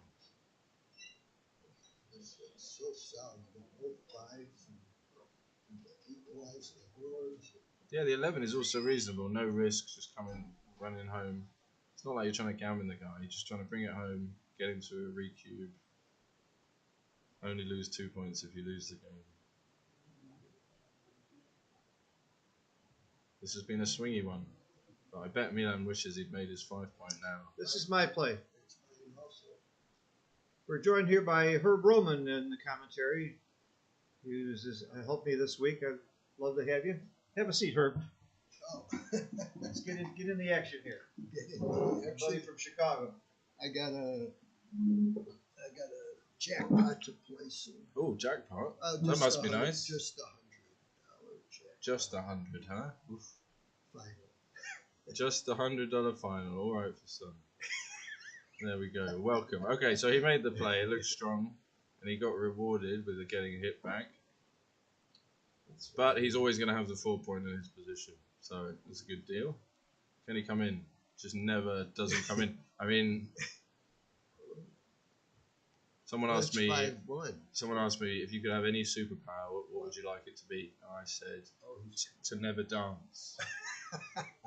And I tell you, that would solve everything. Really, that would be the end of it. That would be no one would show up. No one would show up. It would just be, That's your wish for a superpower.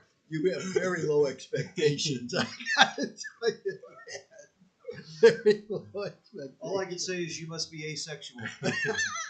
Okay, wow, he hit with a 5. He came. He got off the. He made the massive play. The 5 block play, and he danced. You know. Oh, God. 5 block play and he danced. And it didn't even. Wow.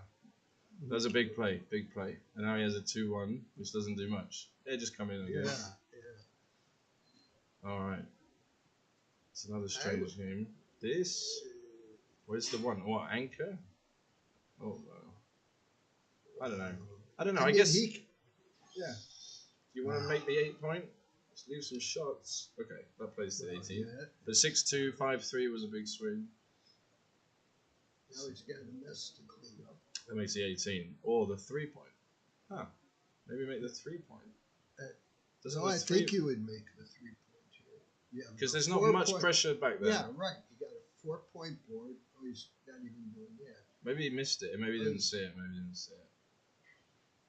Well, I think I just made. so I think I gives just. him I think I just I made. would have made it, but it does give him the presence in Yeah. the outer quadrant here, but he's still deciding. I mean, you also kind of give him some attacking chances. Maybe at the score, this is fine.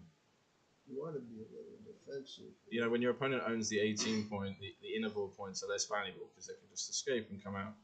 So the 3 point doesn't have the same value that it usually would. And this at the score maybe makes sense. Yeah, I would do this even though it's all those shots. Yeah. You want to put that guy into the 3 point. Yeah, push your gestures round, and the 6 is duplicated. You can see he wants to run with the 6 from the back, and now he's leaving a bunch of return shots again. So some 5s and 1s, and it's really interesting position. That's a great roll. 3 comes in and 1 hits. And will he dance 1 time? No, and he hits. No, in absoluto. And will he dance? Okay, with the 6, it's awkward. Yeah, Yeah, you have to just push forward from here. Wow, a lot of contact in this game. 5-1 makes the 18 must, right? You can't. Or make the 5%. 12. Do you just make the 12? Huh, maybe you just do 5-1? that. 5-1. Wow. Maybe you just do that and let him 6. I would be a little defensive. I think I would just do that and Yeah. play from this position. He's But an I can aggressive understand. guy. Yeah, he has nothing to really attack him with. Yeah. And doesn't send a checker back. So here you just have to play off the stack, right? Play to the Yeah. 14. The 4, but Oh, maybe 3-1. maybe play one from the back and 3 off the 18. Twos and 3. No, 2, 3, 4. Yeah, I would just do this. Yeah, that seems reasonable. Just go from there. Keep trying to work our way around. 1-5. He's probably going to look at double hitting as he's looked at that every time. You see, first play. What? Well, he's going for the gusto. I mean, he can just play 24-18, like no hit. Yeah, Just that's nothing. That's what I. But he likes the hit for sure. Okay, I prefer it this way than double hitting. I mean, I leave the guy on the ace point. If you're gonna hit, this seems fine. Of course, if the guy rolls an ace, he might have a back game. Oh, I see a What do you 3, want? so he's in. 3 with maybe a 2, Well, then you just gotta come up. maybe a 2. Ah, it's a 2. Yeah, come up. Okay.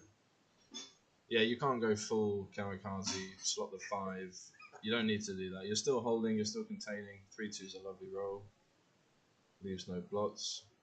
Now Milan really wants to swing around the corner with something like that. Yeah. Now, does he run from the back, No, actually? I Maybe would you run, you got, I would run from the back. Yeah, to the Yeah. 14. I would go to the 14. Yeah. Yeah, because there's 4 Now checkers he's- back there. He would have had two nice Yeah. spares on those points. Now he's stripped on the. Stripped on Now the 18. he's stripped on the 18. Yeah, that's right. 5-3 would make the 5. 4, he looks. Yeah, 4 is nice. Very nice. We wanted that. Can you play 8-6 here? Yeah, Too I much, think- maybe. Or 10-8. Yeah. Yeah, that's solid, isn't it? Yeah, that's what I would do. I would leave 2 blots out there. Hmm. Oh, Okay, the best running alright. number. The best one. All right, I better talk louder, Phil says. So Talk I'm louder or shut up. Shut up. All right.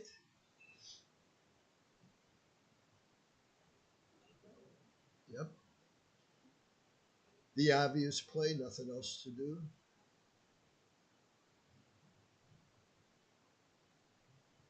Yeah, make it. Yep. Gonna be Interesting Awesome. game. Yeah, lovely. Created all this contact now in the outfield. Cool game. That makes the ace. You want to keep that spare on the 10 point. So if you can roll small here, that would be nice. Yeah, okay, that's That's nice. just enough. That's nice. So he obviously makes the 5, but does he think about playing any other 5? No. No, I would not. You got the better board. What do you want him to roll here? Well, there's awkward numbers here, especially he's got 2 dead checkers on Okay, the ace that point. just plays. That just plays. Comes in, plays 6-4. He'll be happy with that because then Mina, 5. Oh yeah, 5. but then Mina has to yeah. go right. He has to give up something now. So what do you give up? The 17? Oh wow, that helps. I would actually just play Wow, 18, 16 twice. Just Yeah, yeah. just do that. Yeah. And now there's some shots. Oh, Now there's some he's juicy very stripped juicy out numbers. Oh, what a roll! What a roll! that's so unfair, isn't it? Leading 11-2. Okay, so he's going to break the. there. Yeah, and give him the ace. Give him the ace, keep the contact, and let's see. There's still some shot leaving numbers here. That could be one. Yeah, that's one. How does he play it? Both from the 10. Both from the 10 looks natural. He's not giving a double shot. It's He's only giving a single 4. shot. And you have a 5-point board still, and the guy has a blotting board. Didn't find the 4, but maybe he doesn't mind. He preferred to hit when his board looks like this. Yes. And now, can he clear the midpoint? I don't think he's going to give any shots here. I think he's going to let red roll 6-5 or something. I think. What happens next turn? Well, 'Cause maybe he's red. gonna play- Maybe red rolls, double 5 or 6-5. Or I don't think I'd give shots against 5-point board like I this. know it's bad, but he's got that to play. All right. I don't know. Feels like 6-4 would be horrible. 6-4, yeah. What else? there is some bad? future things coming. All right. Well, he's just. He would have gonna been wait, hit, so he feels good about it. And it's, All right, big moment. 2-1. Kenny, wow, just holds on. Just holds on. Just enough. And now he's got to leave with a 6 or a 5 or crash his board. Yeah. Oh, he's. Do you Timing do is this? everything. It's all about timing. Someone No, once I would said just that. keep it. I would just keep him like this in front of No, the I anchor. would- Yeah, that's what I would do. Right. He doesn't want to give up the anchor. Yeah, well, that's lovely. Make the ace. At least that's efficient. keep Yeah. everything, get a double shot on the 6-4, as you said. 5-2 is safe. Well, he can play safe again. Yeah, he can play safe. I would not give him a shot. He's gonna give. I think he's going to give it. He gave it. He gave it. So 6-5 is what you want to see here. There's the 5. Leave it slotted. I think you have to because it's such a long way to come home, isn't it? Yes. You need it. You cannot. Do you give yourself a 3 Well, to cover or Yeah, this? I would do this. Makes He's sense. so far behind too. I like Just this. gotta say that. For once, the guy's gonna dance, and Yeah, you're a favorite to cover. but you do lose more gammons like this, though. Yeah. So no, not one time. Not one time. I mean, It's amazing. it makes a real big difference. I'm telling Oh my god. You got Oh your my superpower. it's really nice fun. I'm telling you that. He's got your When you see superpower. other people with it, then you'll God. know. Oh, look at this. He came straight in as well, but he's not happy about this spot. And this is what? Yeah, I would do that because This he is doesn't hit the this is a two. redouble pass for money. Maybe it's not too good for money. Don't think he's gonna think about it. At this score, I don't think he's redoubled. Well, I mean, it's almost the last roll proposition, isn't it? He's saying, okay, maybe I give you 4 shots, maybe I give you 11 shots, but then I'm going to win for sure, and I'm maybe going to win a gammon. Gammon on Yeah. a 4 cube is too many points. That's 19 points. No sweat. But now it's too good, right? Yeah. Now it's too good. Yeah, So it you was just definitely play close. It's Yeah. just, it's got to be right. Maybe 4 cube is not terrible. I would still play it. I wouldn't have recubed, but it's got to be okay. Nice. Yeah, I would keep playing as long as there's no risk. Right. I would have just Yeah. take a man off. If you're playing for the gammon, you want to just take the man off. Yeah, but you also want to be. I would respect that board, and I would still. As long as you leave no bad numbers, you can always Oh, catch. this is what is this? So you might as well just take them off. This is always going to leave like bad numbers next row, pretty much. Now it's about 6-3 and Wow. double 3. I'm cashing. You must cash now because if you roll Yeah, double there's 3, I there's cash. if you roll double 3, you're gonna. good. Yeah, there's no. Okay, double I three don't- is good I now. don't think there's But- gammons here. There's not enough gammons, are there? There's just not enough gammons. Yeah. And 6-3, you lose, and instead of being 13-2, it's 11-4, and And that's other threes are bad here too. Let's say he doesn't roll 6-3, but he rolls something like 5-3. yeah. Well, he can still cash after this. Uh, He's thinking of keeping the anchor, but he has to run past the slot. oh, That's an illegal play, but I like how smooth he did it. It was like almost like, oh yeah, of course, I just make the board, close the board. It's a natural, wait just a a minute. natural move. I mean, It does. no. Oh, he was there. Now it doesn't even reach. It was on the. It definitely wasn't there. Okay. All right, so that's wrong because it went to the 5 point before. Very interesting. You always got to keep an eye out. But he wins more gammons now because he just lost 2 pips there in that exchange. That was a bad deal. He almost got a closed board out of it, and he ended up 2 pips further behind. All right, so we see the cash here. We see the 4 cube as expected. Not paying any risk. 13-2. He's looking pretty good. Looking pretty good. Looking pretty good is right.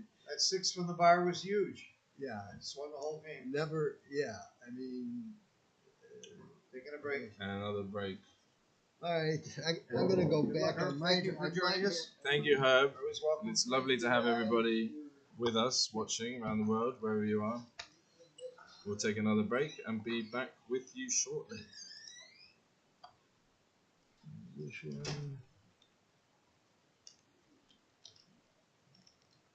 Break.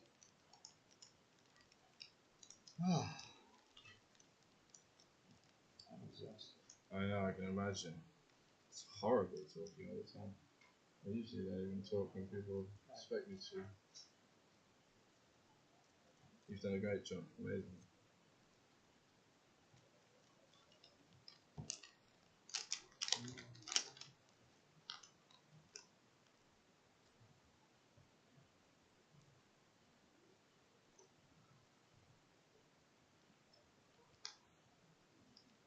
Herb's an amazing player. His PRs are very consistently around 4, and he's never won a tournament. And he's been playing for years and years and years. He always fucks up on Sunday. He just plays terribly on the last days. I think he's probably lost 7 finals. 7-0 in finals. He's a The very strong player. distribution. You just can't keep it together on Sunday.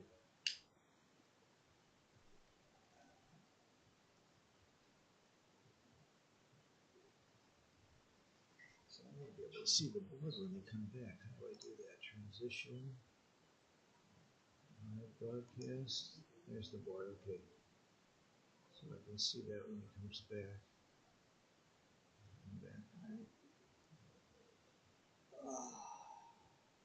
So where are you living these days? Italy. Oh, nice. Yeah. Good food. Mm. Whereabouts in Italy? Ravenna. It's like south of Venice. Is there backgammon action there? No. Just Italy. Just 30-month-old Parmesan cheese in the fridge. That's the dream. I'm a very simple person. You play any tennis? You having any fun? No. But I found, or I want to find, the man responsible for making all the delicious breakfast treats in Italy, because it's causing me to have a heart attack. They do all these eclairs, pistachio, Yeah, amazing. things. Oh yeah, it's amazing food. We gotta get the sound back on. I think our sound is on. Turned it off. Yeah, we're telling the world about your life in Italy.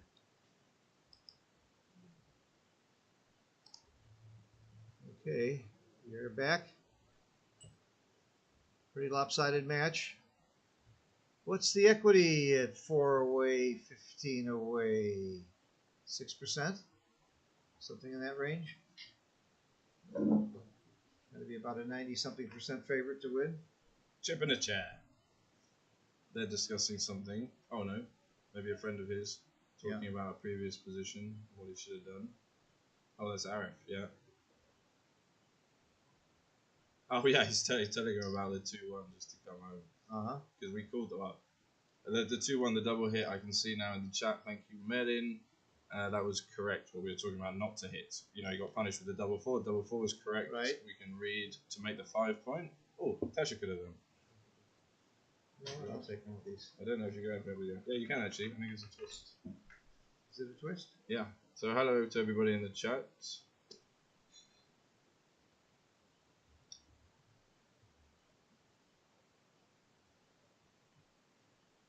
Yeah, we have no favourites. We're rooting for both players equally, rooting for a classic grand final worthy of its title. Things are going very one way at the moment, as they tend to do sometimes, but you never know what's going to happen. Ahmad has had a great tournament. He's been totally undefeated. What is this? Is this 10 in a row to win this tournament? I think it is. I think he's won 9 matches in a row. That's 1,001 club, 10 in a row. He's unbeaten. He's unbeaten. I think this is his 10th match. A great experience, of course, for players coming here. It's what you dream of, to be in the final. Yeah. And here they are.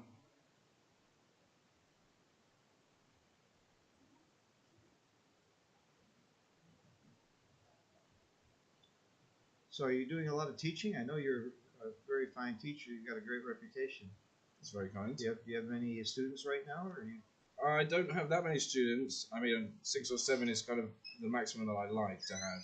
And Strictly then doing it on Zoom, online? mostly online. Some live lessons in London, I think, when they come up. You're live, yeah? Okay. Yeah, it's all good. Yeah, we thought they were coming back to the table, but then it was something else was going on. Okay. But now I think they might be back. Turned his hat. Oh, he did the hat What? thing. Yeah. Cool. All right, we've It's got all a lovely. hat reversal for you all. You'll be happy. He was at covering the home. board with the hat. But maybe it will also help his, guys, right?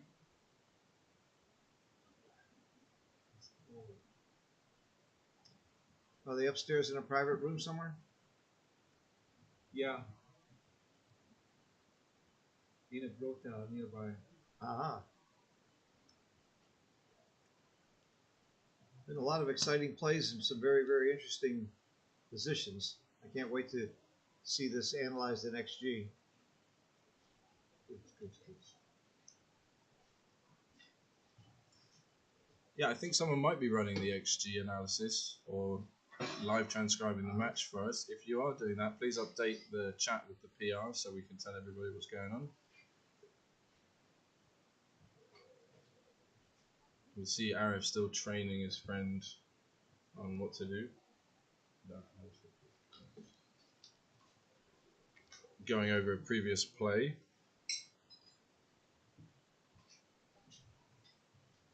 Actually, that's what they're watching on the stream. We're seeing that the players are almost back and ready to go. So, Matty, I want to get the full screen. That Wait, why this full screen? You wanna get this full screen, right? Oh yeah, that's the one. Okay, Alright, so Milan's back at the board. 13-2 down. thank you. He turned his hat around. We appreciate that. It was covering the board. Not ideal. Get to the final. Find yourself 13-2 down. I mean, even before this stage, he's shown a real propensity to double very aggressively. I would say too early, in my opinion, and I like an early double. And also, his checker plays have been very aggressive. Maybe again too aggressive, too early when you're trailing, instead of continuing with a solid play and looking to get back in the match. But you also have to give Ahmad credit for not folding. He didn't fold to the pressure. When you're winning by a lot, you have a tendency to drop way too much and to not take those cues and chicken too much. And he didn't. This is a take. I'm taking. I really give him a lot of credit for that. Yeah, absolutely. He's been playing really well in those big decisions. I'm impressed with him. But they've had awkward games, awkward positions, Yeah. difficult decisions. It hasn't been easy at all. And of course, they're under the spotlights of the big final. So it might be hard for them to produce their natural game. I wrote an article a few years ago about fear. No. What is this? You see, this is too much. 6-5, just Yeah. run, take the advantage. Now double two, you're losing. Yeah. This just, you don't want to make it easy for your opponent. Now you're in a really bad spot immediately on the second roll. Wow, that's how you recover. Step up. That is how you recover. You step up. I don't even know if you hit. I think you just make the 20 and the 9. Hit and make the 9. Ooh. The 20 and the 9 is usually right in this situation. Yeah, but hitting seems so good. But then you leave 1s, 3s, 4s. Can you just make the 20 point and then 9 point and then be winning? I don't know, that feels a bit loose. But the way he played the 6-5 at the beginning of the game really shows that he's changed his strategy completely, which is not recommended It's actually. called kamikaze backgammon. Do you double hit here with the 5 because of the blots, even though everything's stripped? Oh, he's thinking about this way. No, I think you hit. And maybe you hit again, because then it stops him making the bar point with 1s and 6s. So if you hit the checker on the ace here with the stronger inner board, you can often pick up the checker on the 18, which would be nice. 2-4 is a really poor entry number. He's going to have to slot the 3 point. Is that the only 4? Or come up. Can he come up? That's too much if you come Very up. big to come up. I know you like a big play. I love the big play. When I'm losing, 13-2, I make big plays. He did slot the 3 points, so some discipline. No, not an easy 5-1. Maybe I just played 24-18, but you could hit 8-2, unstack the 8 point with all these 4 blots around. I'd probably just keep it simple and play 24-18, but 24-18 is my play. I'm worried about it again now, and I'm looking for more plays. But there isn't really anywhere else you want to put your checker, so it's either 8-2 or 24-18. Nothing else jumps out as being any good. It just seems so natural to go to the 18. Okay, so Marion gave us an update for the XG. Obviously it's delayed, but Ahmad we have at 5.4 and Milan is at 7.8. Which is probably about what we'd expect. And I can't fault Milan for playing at 7 because he's gambling. He knows he's being over aggressive because of the score. And I don't blame him for doing that.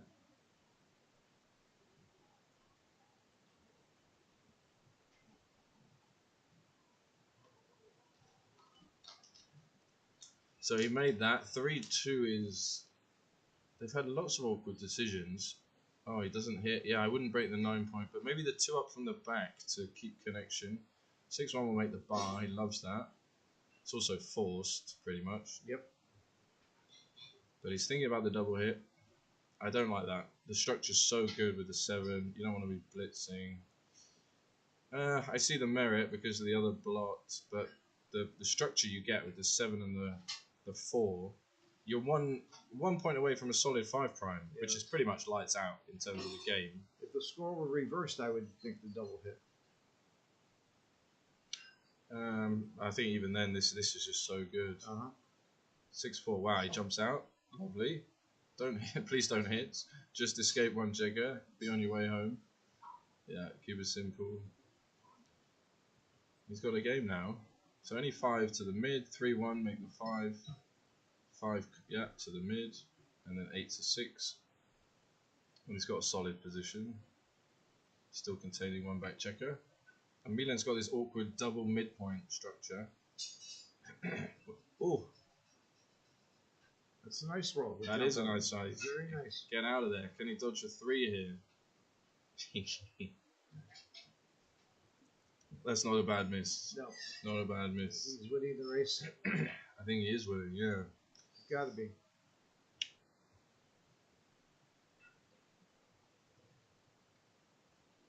And by the way, you like racing when you're way ahead in the score. You don't want volatile games where there's gammons. You love to be in races. Yeah, he's clearly up. It's like almost 15, it's like 13. So this is the play. And he's working his way up to a cube. And yeah, 4 away, playing for 2 points, inching closer gradually to the finish line is precisely what you're looking to do at minimum risk. Oops. He found the correct Oops. response. Yes. He found the response. He's in it. 1, 2, 3. Stop the 2.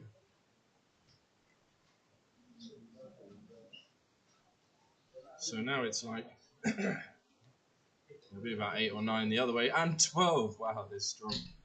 12 more pips this way. Come in to the 4, I think.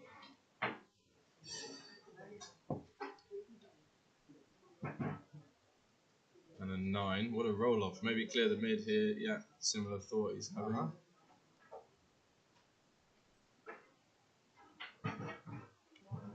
Neither of them stopping very long to think about the cube. Maybe they know the running counts, or just feel like it's close.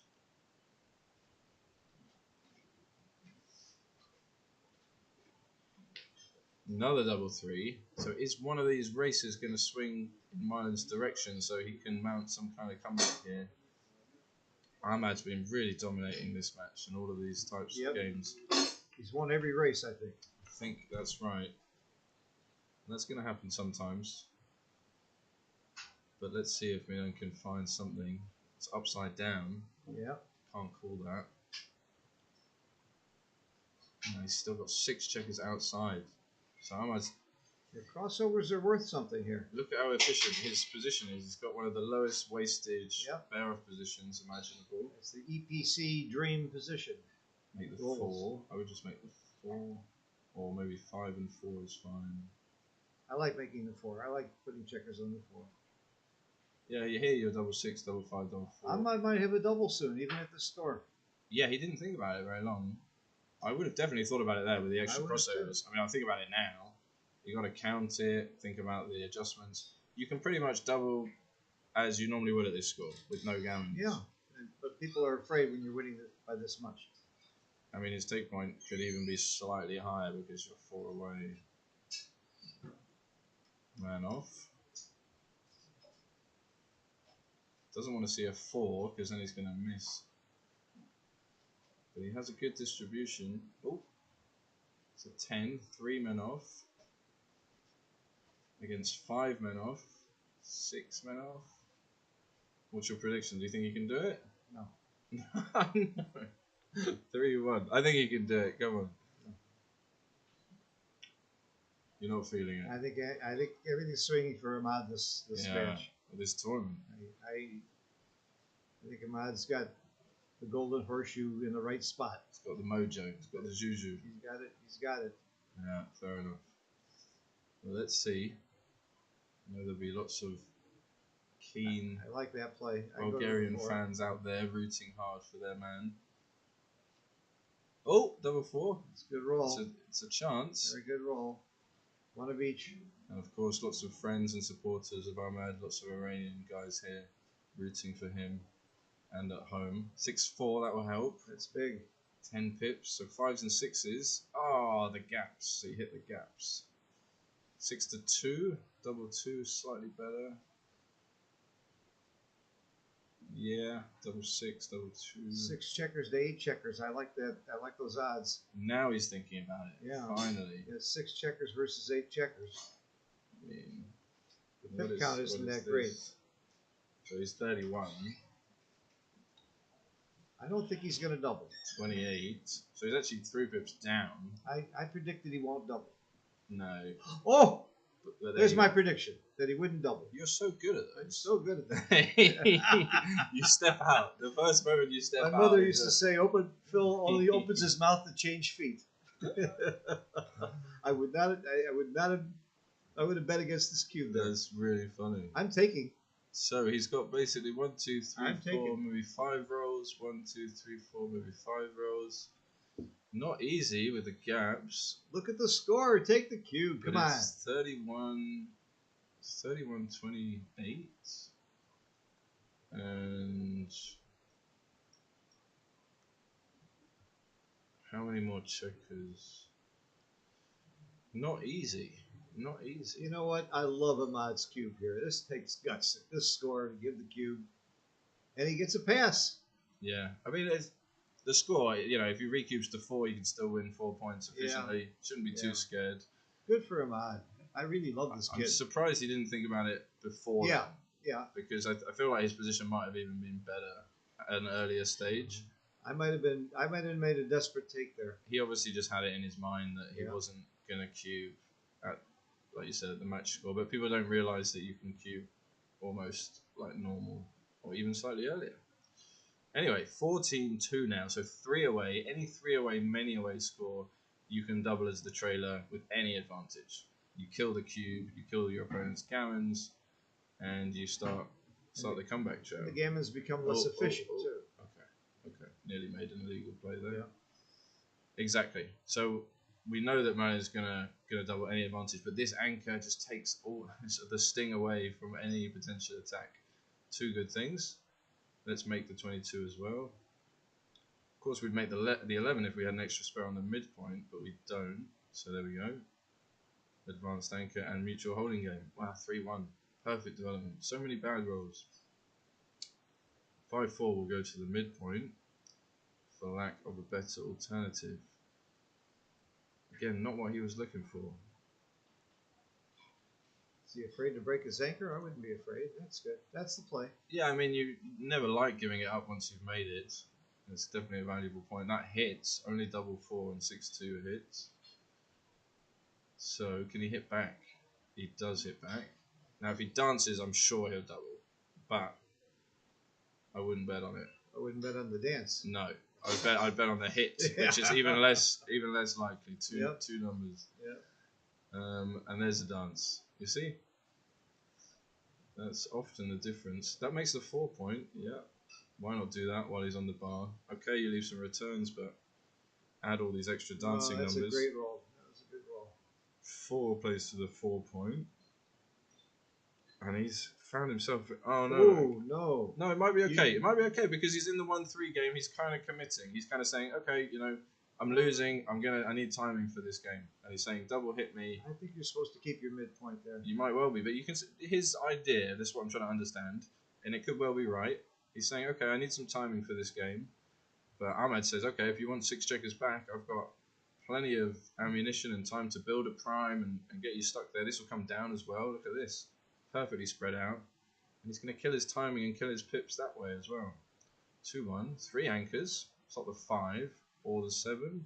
I don't play with 3 anchors. I like this play. You like that? I like this play. I mean, you might as well just hold 3 anchors for one roll, just for the photo. Just for the photo. That makes huh? the 9. That makes the 9 point. No, this is probably better. 2-3 game. You 6-5 makes the 18. I like this play. Yeah, I actually like this play, but it's nice to have 3 anchors for a second. Something curious is that 3 anchors and 2 anchors are worth about the same. Almost exactly the same. Because you have more checkers to contain and make structure on the other But side. more flexibility with 2 anchors. Yeah. This lovely double 2 looks right. Can he roll 6-5? Oh, that makes the 18. He has to come out because no more timing. He has to come out. And then he plays 8-4-6-2. Duck. Duck. Now we know from the cube action the previous game that he's not going to double anything, I don't think. He's just going to play and hope to win a gammon, hope to get to 16. He wouldn't mind just winning 1 point.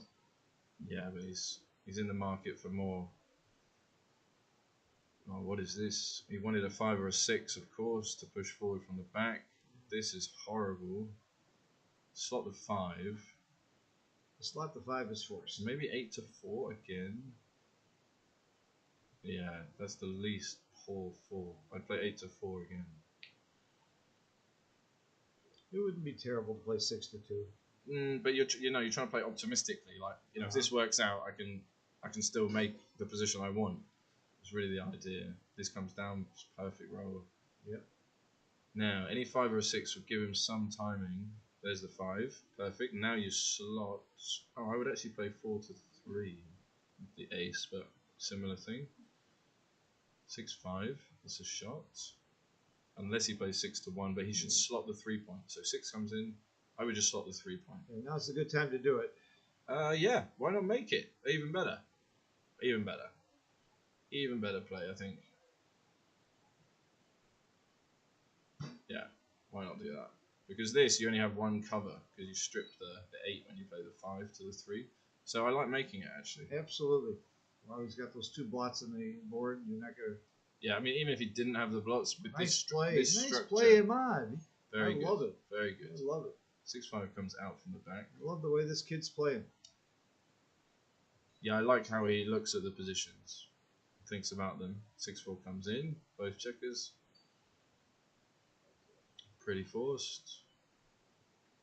Now, Camino finally makes some resemblance of a board. He does. Can. It's both points. And now there are some shots. 6-1 is a shot, for example. Double 4 is maybe the best number, because double 6 didn't clear. Right. So this is like double pass, right? I mean, It's a so score? it just plays on. Yeah, I think sort of almost any score. What's bad here? There's no bad numbers. Because 6-1 is blocked. Right. 6-1 is normally the bad one. Okay, so he's playing on 2 good. And he'll continue. So does he make the 7, or is he thinking about the gammons? I guess there's no shots coming now, so you just utilize every pip to maximum efficiency. 6-3. You see, the safer play would be to pre-clear the 6, but you can see he's going for the gammon. He didn't think very long about it No, either. no, he's in the mode. He's in the take checkers off mode, you can see. Again, I would have considered preparing to clear the 6. I think he's going to win a lot of gammons anyway. But yeah, why not take the checkers off? Leave no bad numbers. More gammons. 5-1, he's saving the gammon. Looking to play all the checkers there. Oh, double 1. What a nice number. I just play 1 man to the 3 point. I wouldn't do that. I would only leave 6-5 bad like this. Oh, this is ugly. 6-3, 5-3. Ugly, ugly. Double 3. It's also bad. He found it. That looks right. This does look right. Yeah. It comes up quite often, actually. Yep. Good play. Boy, I like Ahmad's play. So now he rolled double one. He thinks, well, I can't really save the gammon with 4 pips, so I might as well make the 5-point board. Could still be better just to. He should play to the ace here. Yeah, I wouldn't do that. I would do that.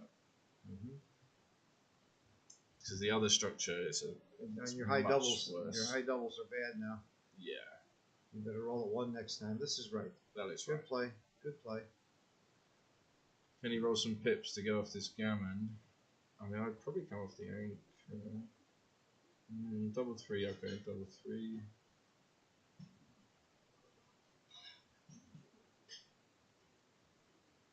I mean, he's not wasting any pips, so you can see why he's thinking about just playing Yep. 7 there. Double 3 is kind of a big swing. No! So There it is. So cruel. There it is. The double 3 swing. You got to feel bad for him. I mean, that would have been a shot. Yep. He's 14-2 down. Can he dance? No. It's looking like 16-2.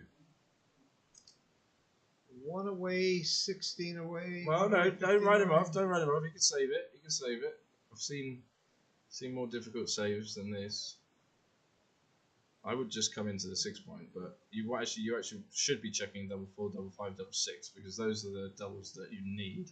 So you need them to work really well, and that's where you should be looking. Okay, so you could miss with a 2 next roll as well.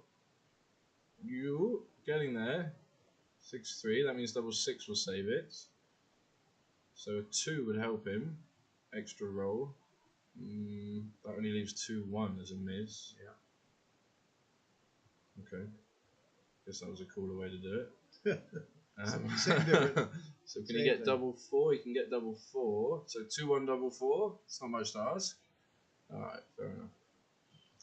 Fair enough. Oh, that's So pretty tough. we're either looking at, a knockout or the Rocky Balboa redemption arc all the way back. We're looking at the comeback of the century, possibly, if he comes back from here.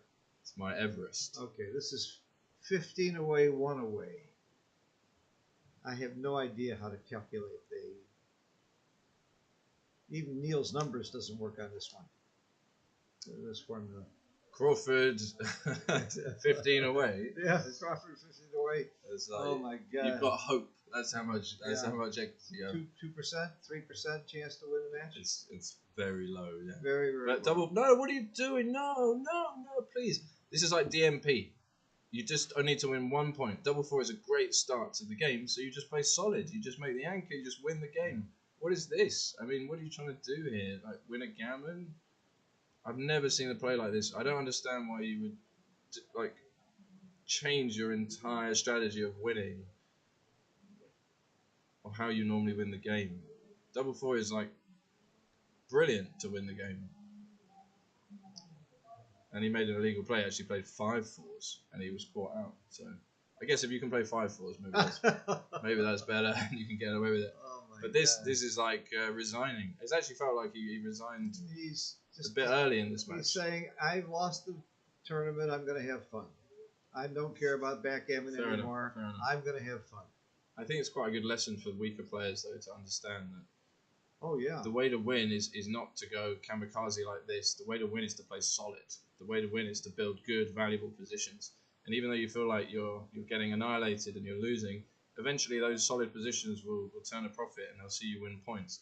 If you just do this, you help your opponent create a powerful position so easily, and they really have nothing to fear. They're never going to get gammoned. They just come home and they make all the solid plays, and it's very easy for them. So whenever my opponent does what I'm seeing here, I rejoice, because I think there's nothing I have to do. I just have to let them self-destruct, and my position is going to be easy to bring Except home. that Milan has given up. When you make that play, you say, I think he's. you say, "This tournament is over. I had fun. We hedged a little bit. I took second place. I'm just going to have some fun now." He's not really trying to win the match. No, I think what he's saying is everything I've tried up to this point has failed and has not worked. Try something new. So let's try this Yeah. completely different kind of, That's right. no cube style backgammon. And he's Bulgarian. My first teacher was Bulgarian, so this like backgame style open board I'm familiar with it, so I understand where it comes from. But you have to just keep playing solid moves and building good positions. You can't just let this happen because Uh-huh. then it's difficult to win. You need lots of good things to happen. All right, but we're in a nice game here. He can anchor, he can make the 2-3 game, and he can make the 4-point. So 1, yeah, and he's going to do it. And he did want a back game, so he found himself in this 3-2 game, and he's got great chances. I mean, he could easily be 40-45% here. No, don't play that 2 though. Just make the 4. Cover, yeah, make Just the make the 4. 4. You're gonna need a board sometime. This is too much. I mean, It's called being overtimed. right. I was just about to mention over timing. You get too many checkers sent back, Too many checkers back. and you'd never have a good position. So I would probably just hit 2, hit and stop the ace. Hit 2, end up making the 7. That one, and maybe the other one. Okay. Yeah, you can see what he's thinking, timing-wise.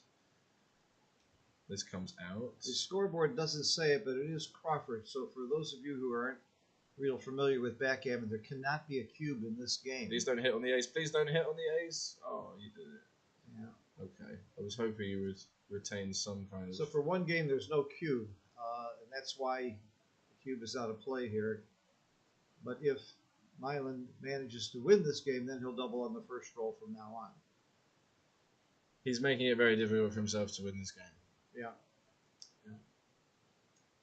It might look good for a moment, but as soon as he's stuck behind the prime and crunching, he already has a dead check on the ace point. You know, you want to make your list of things needed to win the game shorter. Uh-huh. That's really... Yeah. Not longer.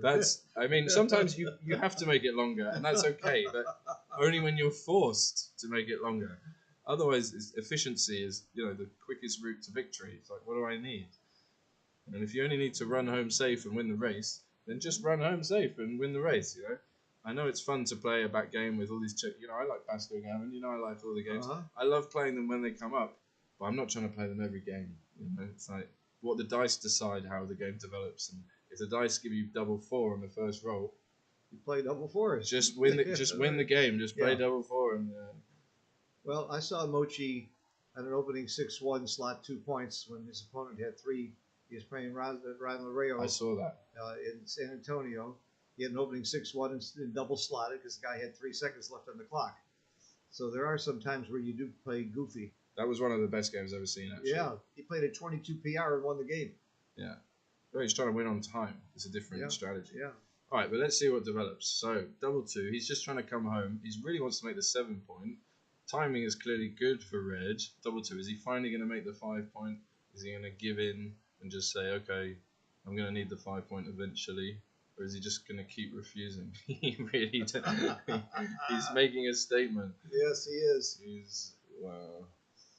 So maybe I just hit on the ace. I'm going to lose, but I'm going to be remembered. Can you just place... No, I wouldn't do this. So you don't want to do this against a back game. You don't want to stack the checkers because you kill them. You want to keep them... You could stop the 9 You'd point. rather get hit. You'd rather get recirculated. Yeah. Although they look good on the structure, there's nowhere for them to go. They have to go to the ace point. And you want to use them to make the 7-point, the 9-point. So you don't want to do that. So here he's definitely hit on the bar point and then play 6-1, slot the ace. Try and get hit. 6-1 is not... That's a great play. I wouldn't have... Well, look at that. Beautiful. He found it. Yeah. I don't think a lot of people would know that play. Good play. Beautiful play. Wow, I'm impressed. Look at this position. Wow. This is classic. What did he do here? This is classic. Okay, he hit. So red has all the timing in the world.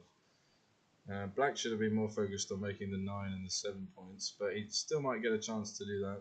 He loves getting hit off the ace. Yeah, I'm not sure if red really knows when he's going to change his strategy. God. Wow, 1-5 actually. Now this is cool. We can make the 18. Wow, look at that position. That is not standard. So now what do? You hit both? Hit none? I hit everything. Hit everything. I hit everything. It's just fun. Hitting is fun. I think I make his play actually. Yeah, I don't think I hit anything there. In Milan's shoes, I wouldn't be hitting. I would want black to come home. I'd want black to be forced. So I'd just slot the 5 and play the 1 off the anchor. I wouldn't do this. I wouldn't keep... Oh, wow, he broke the 6 point.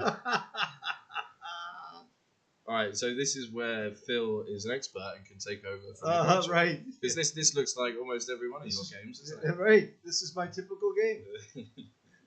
This is my Pasco game and starting position. This is your, Almost. This is your forte.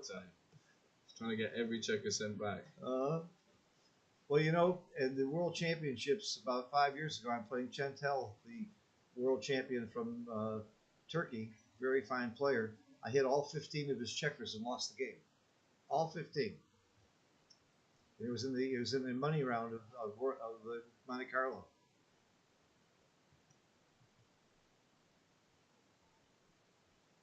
This is fun. Yeah, I mean, he's looking to not get hit, not be forced to hit him again. What a weird position. He's going to hit both. I would venture to say that it's possible that this position has never ever occurred before in the history of backgammon. I would agree. It's a good bet. And imagine people just tuning in for the first time now. Yeah. They wouldn't even know which way we're going. Right. There are actually many people who are tuning in just now. Okay. Well, welcome everybody tuning in. The grand final. As you can see, this match is almost over because it's such a lopsided score, and that's why you're seeing such a crazy, unusual play here by Milan, who just went kamikaze from the very opening double four roll.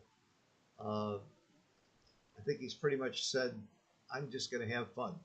I'm not going to win this tournament. I'm going to have fun, and that's what he's trying to do this game. And this is fun. Well, he still has a good chance to win. I mean, he could definitely win this game. What if he would- wins the match from here, What would XG say the winning chances are of this game? probably a lot higher than people would think, yeah. Probably 15%. And now Amazing. it's got to be much higher. Because he doesn't really have a chance to prime him before. Oh no, he hit the blot he had on his ace point. He Right. should have left that blot on his ace point forever. Absolutely. That was a weakness. Absolutely. He should never have hit that blot on the ace point. So now Milan actually has. But he Has a game. two checkers. Oh, he was 1, forced. 3. He was forced. Okay, thank you. So that's why, because I'm sure he wouldn't do it by choice. Oh my God, is this a game? This is so much fun. There He's- has never been a finals like this. He's making him work for it to bring it home. He's Uh-huh. saying, if you want this trophy, you're gonna have to, You're gonna have to move a lot of pips. shift some freight. He's made Hadrian's Wall. He's Oh. created. He said, if you want to come past, you're gonna need some This help. is so classic. Milan, I want to thank you for this. You've given us a treat here in this game. He might also be thinking that one way he could win the match is if his opponent times out. And this is the type of game maybe where someone could spend 5-6 minutes and get lost in a myriad of confusion. Who knows? Not a bad strategy. 16-2 down. Could have entered his thoughts. So what's the over/under on the number of moves in this game? 400 moves? That's interesting. No, it's not How gonna many? be. How many? I was thinking 100 is a good line. I think 100 is low. I think this is going to be a 150 move game. Wow. It's the only reason I agreed is to make bets with you, Phil. That was why I came out. I never win bets with you. That's the problem. That's why we keep making them. I have an axiom though: don't play tennis with a guy who plays tennis with sandals on. You beat me wearing sandals, Flip flops, please. flip flops. That's right. Wearing flip flops and he beats me at tennis. Guy can hardly run. And he All right. Well, yeah, I haven't seen a position like this for a while. So, Jim Pasco, I hope you're watching. but I will just say this about back games. The strategy for both sides is that you want your opponent to crunch or be forced off their anchors if you're coming home safely. That's what you want to happen. And if you're defending, you want your opponent to bear in awkwardly. And if we're looking at it from that perspective, Milan's actually doing quite well because he's not going to crunch because he has no board. He's not going to break an anchor because he has all the checkers back on the anchors. And his opponent is likely to be forced to start bearing in first, which would actually favour him, right? So maybe he's not doing so badly now. It's very difficult for black to make the 7 and the 8 points. This is the game that I lost to Chantel. 15 checkers back, and I lost this game. I can't say that I played at 2 PR. Oh, what's the over-under on the PRs in this game? That would be a fun one to bet on. XG would break analyzing this game. But he keeps hitting him. I wouldn't keep hitting him. I want him to come home, you know. I want him to be forced to start bearing off and have an ugly structure. It's sort of endless. If you keep hitting him, I don't understand how you're just giving him chances. Like there, I would make the point. And there, because I don't want him to hit on the 7 and the 8 point. And we know how this is eventually going to go. He's going to eventually get all the checkers in, start bearing them off, leave shots, and then you're going to have a huge, long containment game later. You might even have a snake game later. You might well do. You might have a snake. Well, he got what he wanted because from his first roll he saw his intention, and this is what he was trying to create. But I mean, bringing this home is difficult for red. You know, a computer it finds it much easier. This is a treat, though. This is a treat. I think we're given a gift here to watch this. This is fun. Not exactly what I expected to see in the finals of this tournament. Definitely not. So glad you joined me, Seb. Very interesting. Your comments, your insights are just beautiful. You're a lot smarter than you look. Oh, I like that play. Slot the bar. Try and build a prime. The only way he gets more timing is if he kept getting hit. I wouldn't hit him. I would just let him come home. No, stop hitting him. Yeah. It's like, let him come home, you know. This just helps him, but I guess there is a counter argument that you want to come out, start building something. I think you want to start making a snake. You need his position to break down, and that only happens when he starts bearing in and bearing off and being forced to leave shots.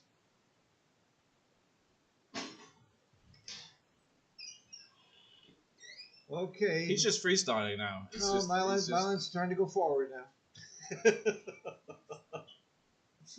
It's a classic freestyle. Oh my God, this is fun. These are the best games. These are the classic games. Where this is classic. This is classic. Mary could tell how many games it was. Ah. At the end, she should how many games? How many moves? How many moves? Yes, Marion can tell us how many moves this game will be in the end. I'm predicting 200 moves. 200 moves. I've never seen a 200 move game. No, but it starts looking like this at some point. So 6-1. I'm not even sure he knows what he's supposed to be doing here. Oh, that's actually very good for Milan. So this is what I'm saying. If he's forced to just bear in, it looks like, okay, he's getting home and he can start bearing off. But that gives Milan the chance to flood the outfield, build a solid prime, get a shot, hit a winning shot, and 2 points. and There win. you go. Yeah. But if he keeps hitting him, he never gets to that stage. So he's really, at some point, he has to not hit him.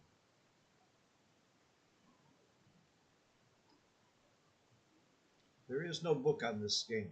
There is no lesson or book on this game. So don't hit him. Yeah, just do this. Look at this position. He's hugging 3-3-3 points. I'm going to take a picture of this just to post on my Facebook page.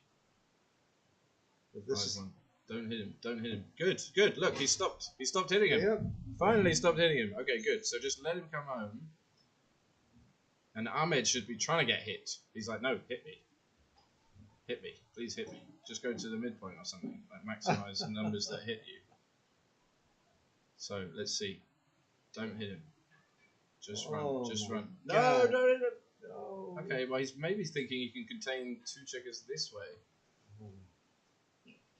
Once again, like all the plays, I can be completely wrong. I'm just saying what makes sense. Like usually in a back game, you let your opponent bear in, start bearing off, and break. Don't feel bad. XG doesn't get this right either. I think it'll be interesting. It should follow the same line of thinking though, that unless you think you can contain these two checkers now, which, you know, he's actually doing a reasonable job. I would love him to turn that into a 6 prime somehow. That would just be beautiful. Look at this double 3. This should be in a quiz. This should be. Yeah.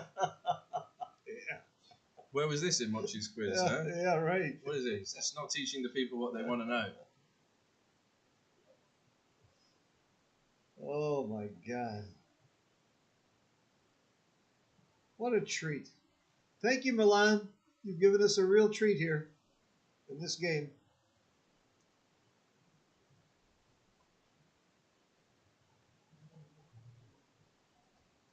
There's never been a game like this in the finals of a major tournament, ever.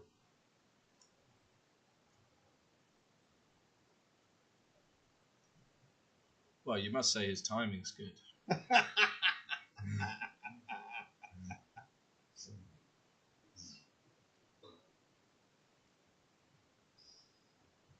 Round and round we go, and he slots. Yeah, he's being very consistent.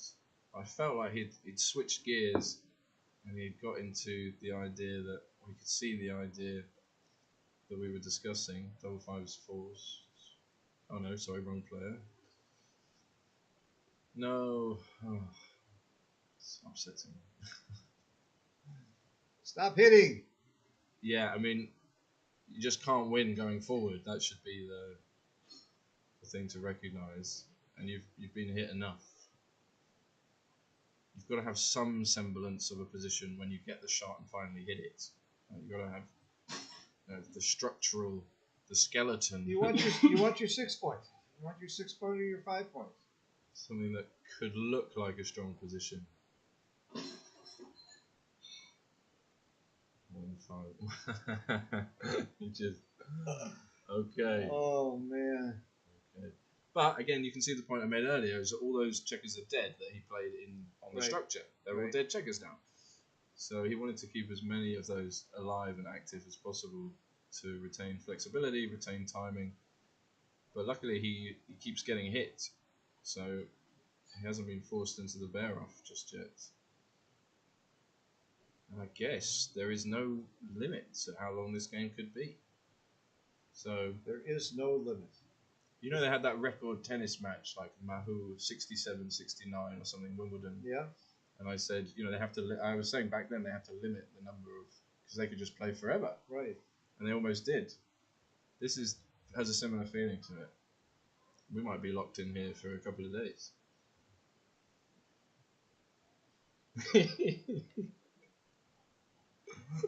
That's how they came up with the sudden death rule. Will he ever get home? I guess what he's thinking is if he never lets him get home, he never loses the final.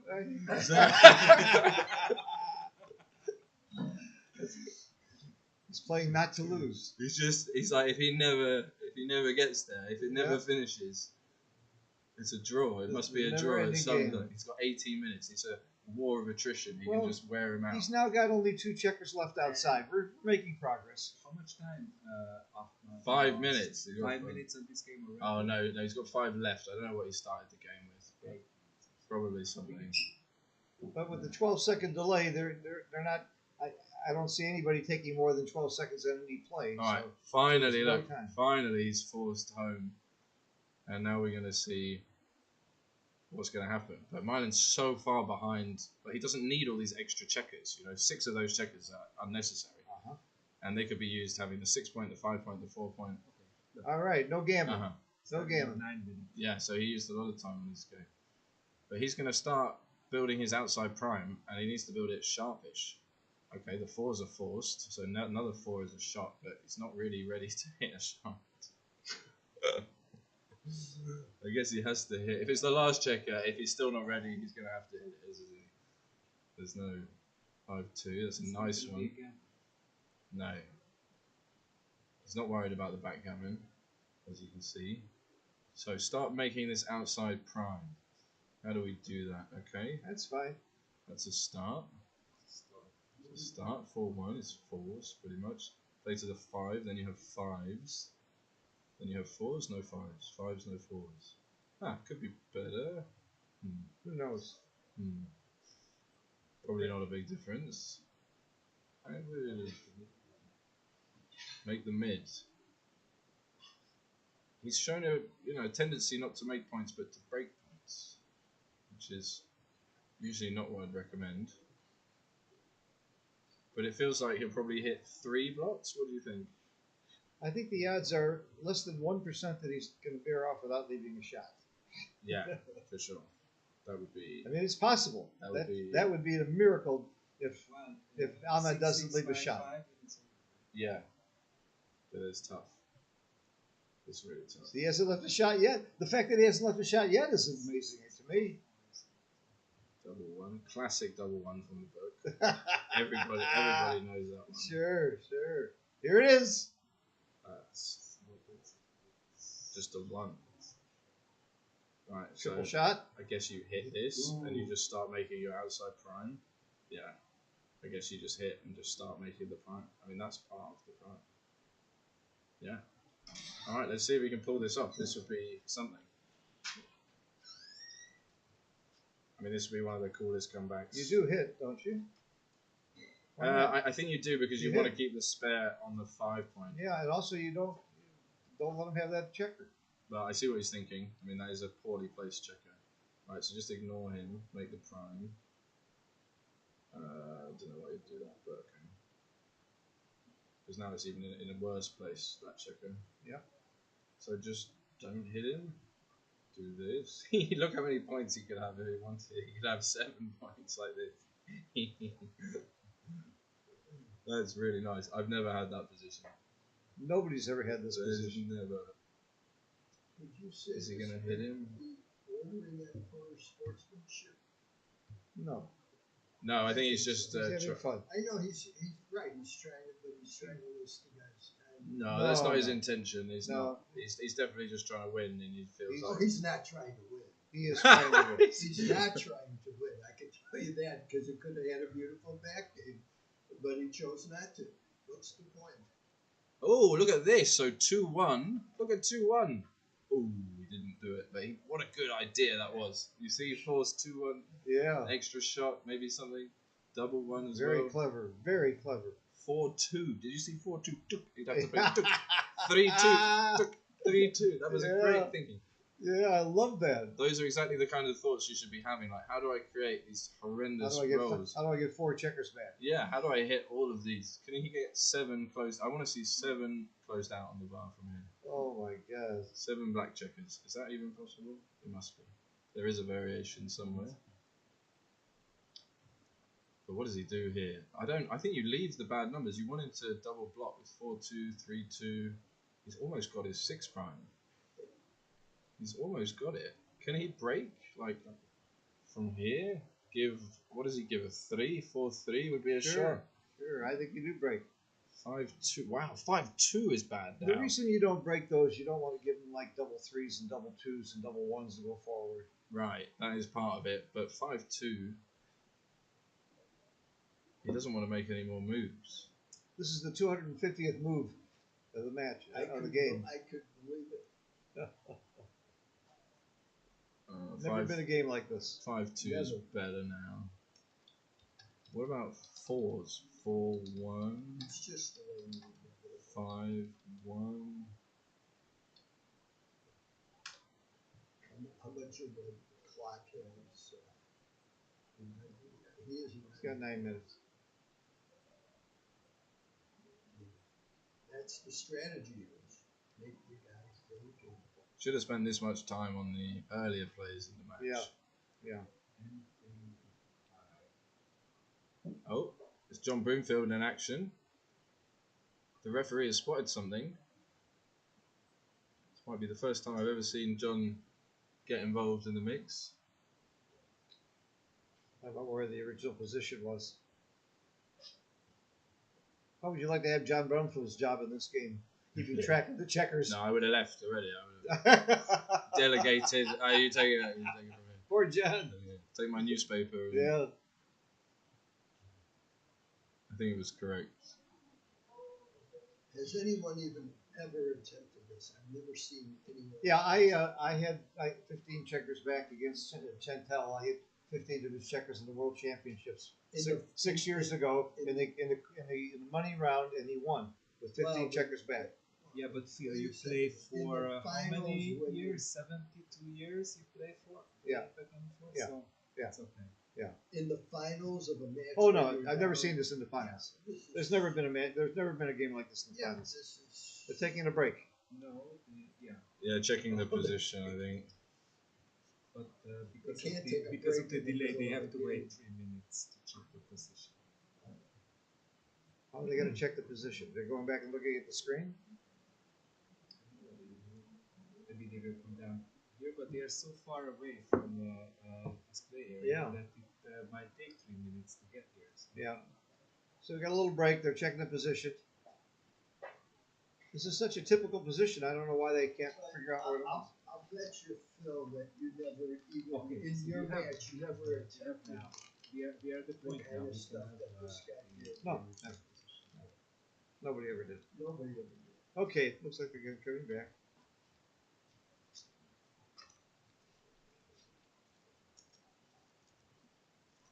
Yeah, they're checking the video. This is the original. Okay. This is the original. Uh-huh. Yeah. So one, So two, they three. actually they set up the original position, right? Shall we? No, now they have it. Perfect. What are the odds that he gets back in with all this nonsense? Well, much higher than usual. Okay, so this is the original position. They got it right. All right, here we go. Clock is running. Oh, and we're back. And we're back. Just another boring game of backgammon.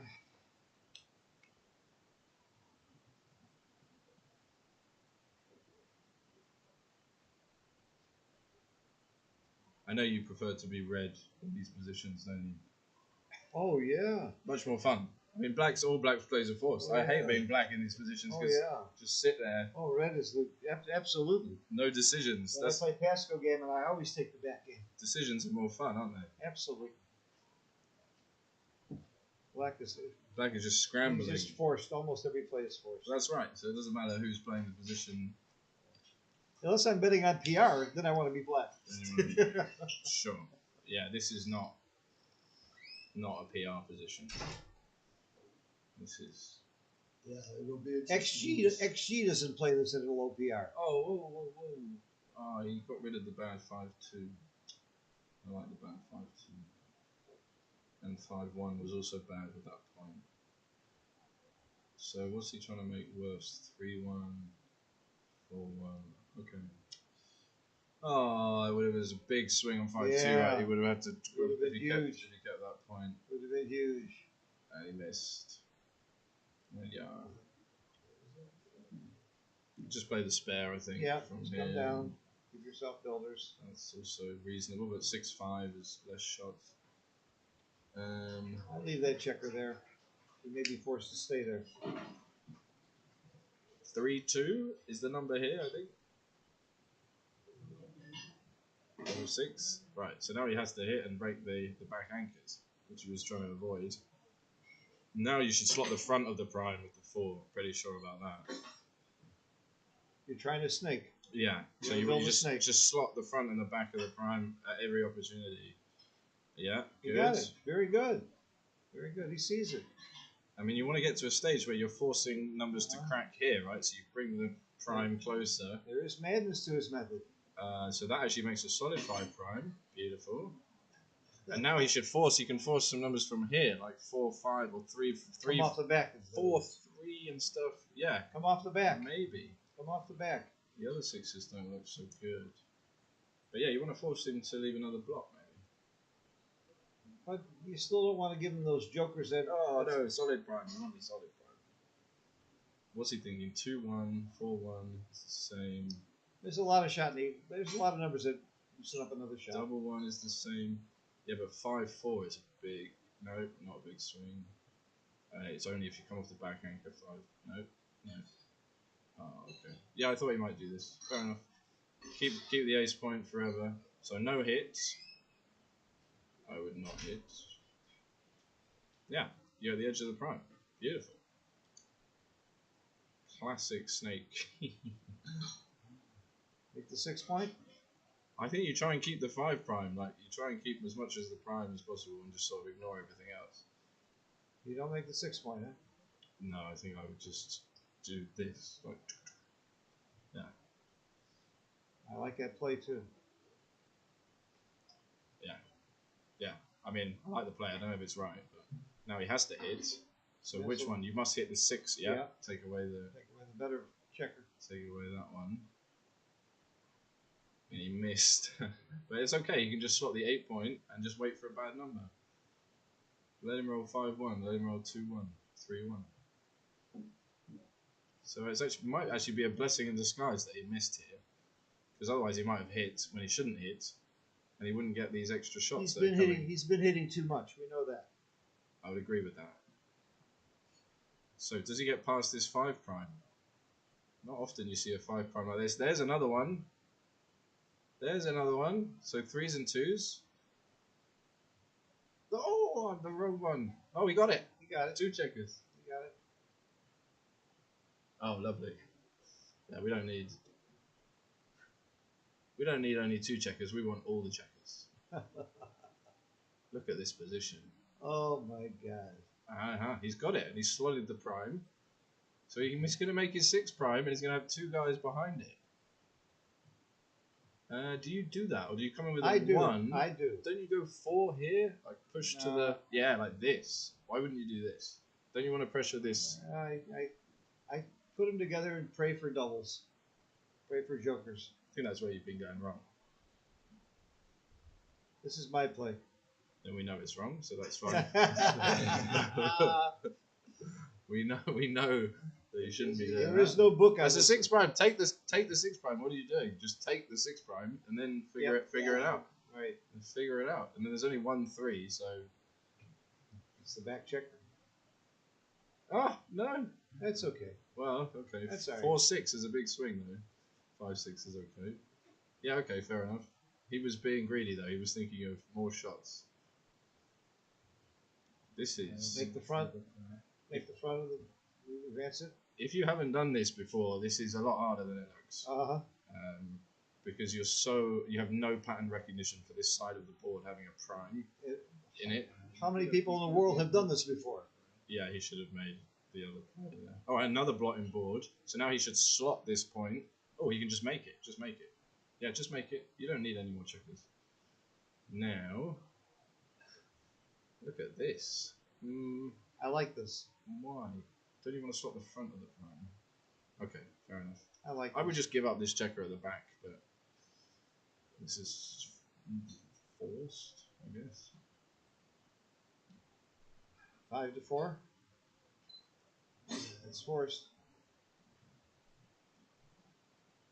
I think I would have just hit the other one. Make the bar. Isn't this a 6 prime? Make the bar. Isn't this exactly what he'd been wanting? Make the bar. That's the maximum. Make the bar. Come on. So now we're going to move into like some trap plays where he's going to have to squeeze him off the anchor. Right. No, what are you What are you? doing? He's so creative. I have to give him credit for the imagination. But if I can make a 6 prime, I'm going to take it. Ask questions later. Come on, just take the 6 prime. Or 5 prime now. Right. Yeah. But it's equivalent to a 6 prime as he's not at the edge. Make the 6 point. Come on. I'd make the 7. You make the 7. I'd make the 7. Yeah. I make the 6. So what I wanted. No. Let him go. I make the 6. You and got let 2 him go. guys behind a 5. He's good. You make the 7 point. It would take a jillion rolls to get 2 guys out, but that's what's going to happen. He's going to go 5 and and maybe play something else. Then black rolls double aces followed by boxes and backgammon. So that's my prediction from all this putzing around. the No, most he only anticlimactic thing. He only needs 1 point to hurt, so the backgammon's immaterial. Yes, that's true. Yeah, huge. No, I'm saying backgammon for black. Oh, he did. He made you a play, Phil. That was my play. Well, 2-5 is extra. That's Oh, a double swing. twos. That's actually a good roll. Actually a good roll. How do you play it? I would just 3 guys to the 2 Yeah. point and just hit Right. and be like, okay, fine. I mean, you could do this, but I want to get another checker back. I'd rather not have another checker back. yeah, same. And what are you going to do with that checker if it's not hit? Right. Yeah, I think he's going to go back and I want to play with 2 checkers back, not 3 checkers back. Well, but should there's help your always racing 5 checkers. chances.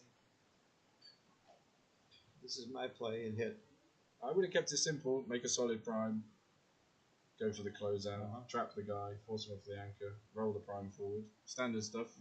This I don't really know. Hitter snake. No, don't do that. Oh, he danced with ace Don't deuce or do that. something? And now he's away. 6-1 would have been forced off the anchor the other way. Okay. But just slot the 7. Just slot the 7. Here. Just enter 4. Slot the 7. Slots. Make the 6 prime. I mean, you don't. You're happy to be hit, right? This Hit is it. coming up to my prediction. Oh no, you got that one This is safe. coming up to my 2-1. Only prediction. 2-1 now. Oh yeah. No, don't do that. That was such a good prime. That was containing him Yeah. so well. Yeah. This is not doing such a good job. This is a mess. And even if It's going to be hard to get another checker back now. It's very hard. slot maybe.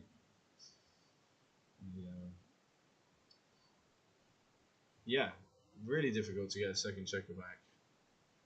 So even if he closes him out, he's still going to have some chances in the race. All right, can he make the bar point? He's going to hit and cover. Point at him. Yeah, he's going to point on him. Yeah, that's better. Now it's starting to look like backgammon. Before, I don't know what it was looking like. Right, he needs to hit and cover. Yeah, that hits and covers. Just. All right, don't stop there. Yeah. you're just Don't stop there. It's just getting good. All right, so he's got a chance to make a full 6 prime here. Okay, that makes Points it on him. 2 point. Points on him. He's almost. Wow, what a game. What a game. What a treat. Thank you, Milan. Slot the bar and then What a slot. treat. Yes, very good. So what is it if he closes him out? He has 7 checkers, 8, so he has 8 off. So it's like 50-50. No, it's 60-40. No, It's he like 50. offers It's like 50. 52, Yeah. 48. Oh, wait, yes, you're right. So it's completely 50-50. That's if he gets to a perfect bear off. Yeah, 50-50. and he should. So it should. He should have a little bit less now. So about 50-50. He could still actually get another checker as well. And he doesn't have a perfect bear off, so that makes him like 47%. Oh, he's got to make sure that You got to get to the brings perfect him bear in. off. Yeah. But it's 50-50 when you're holding the cube. There's no cube big. He's looking to see a 1. All the way in. Yeah, bring Yeah. it in. Hope Bring the it guy in. rolls a 1. Maybe get another chance to. Now you have to hit him to recycle anyway with the 5. It's not a good roll. Oh, yeah, he hits it. You actually want him to hit you here. Is he going to close it? Oh dear. That's forced. If you want to keep the 6 prime. Yeah. But this is a bad distribution for the Yeah, bear off. So that he really hurts. wants to get hit here. Now he's got less. More like 45. Now even less. Alright, let's see. Will he keep a close board? After all this work, it would be a little disappointing It's a good roll. if he didn't pull it off. Good Just roll. throwing that out there. Throwing that out there. Double 6? No. Alright, so he needs him to stay on the bar. Keep the 5-point board. Don't do anything crazy. Needs him to dance. And now he's favored. Now he's real favored to win. Now he's favourite. Look at that. Now he Look is at this game. Wow. This could be the start of Oh something. my Oh. God. Could get a shot though. Could get a shot though. No. No shot. No, that's it. It's What pretty, a game. pretty much finished. He pulled it off. What a game. He pulled it off. Wow. In style. In style. This is one of the most classic games ever played. Now I'm slightly worried because I'm thinking if that has worked, he's going to do it again the next game. I want to be paid overtime. I want to. I want to be paid. I'm gonna renegotiate my contract if they do this again. Oh my God! What a game he just won. Oh my God! Tire him out. Was that That was fantastic? the strategy. Was that fantastic That or was the what? strategy. What a treat!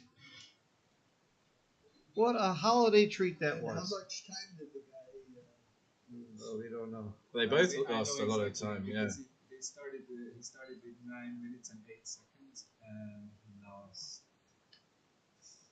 4 minutes and 4 seconds. Wow, what a game! You should. The opening roll was a double four, Herb. But he did, Yeah, I saw that. Oh, you Yeah, saw what that. the hell is he doing? I mean, Yeah, it was great. Well, That was fantastic. well, he had that in his mind, right? I will remember- He's doing it again. Oh Oh no! no! Oh no! He's doing it again. He's gonna try and wear him down. Yeah. It just makes it easy for him instead of fighting like this. Wow. Make the 5 point. He did double and they did take, right? We missed that. Look at this position. It's perfect for Black. Just the dream. Can't get going. Yeah, he's cubed him, Yeah. and he's probably feeling good after the last game. Brought it home. Oh my God. But you can't keep pulling that off. I mean, That game was. There's never been a game like that in the finals of a major tournament. come on, make the 5. I know you're trying to resist it, but just make the 5. Oh, yeah. No, he's Oh. gonna do the same bullshit. Oh, he got a dance. Dance is actually probably good. I think Black. I think he thinks he's getting paid by But the hour. now he can just make the 5, the 3, make the anchor, and have Yeah. a game. He can Yeah. just have a game, and he's actually doing all right in. So come on, you got to take this. Come He on. did. He did. Good. He did. Now, just take a winning position. I mean, this is not a winning position, but it's much better than the plan he Solid. had. It's solid. You can't play 1-2 back Look games. at this. Look at this. Great game.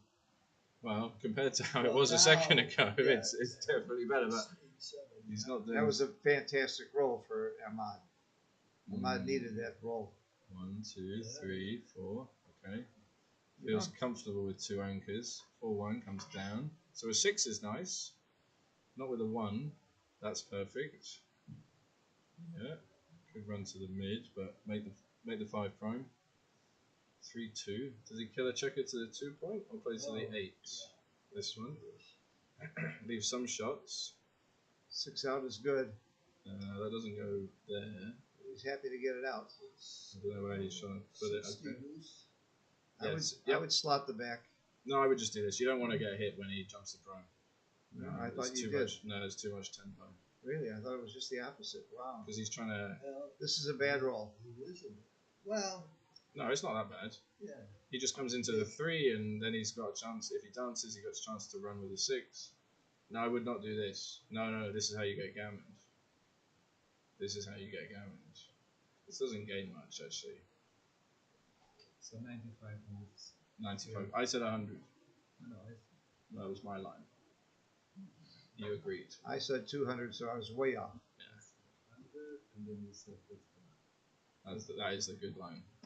2-5. All right. So 6. He wants Just to run. box it and put the bastard 2-1. out. Slot the ace.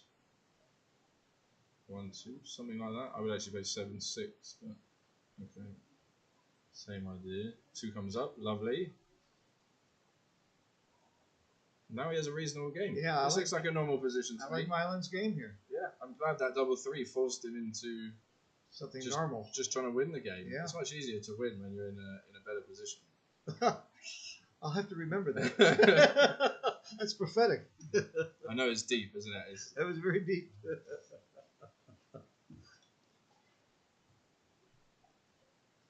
Oh, wanted to jump out there. So what does he do? He probably plays the 2 in the board or the 1 in the board. Something. Keep 6-3 bad. Yeah, I'd leave 6-3 bad. I think that's my play. I really don't like moving those checkers on the structure, but double 2 is easy.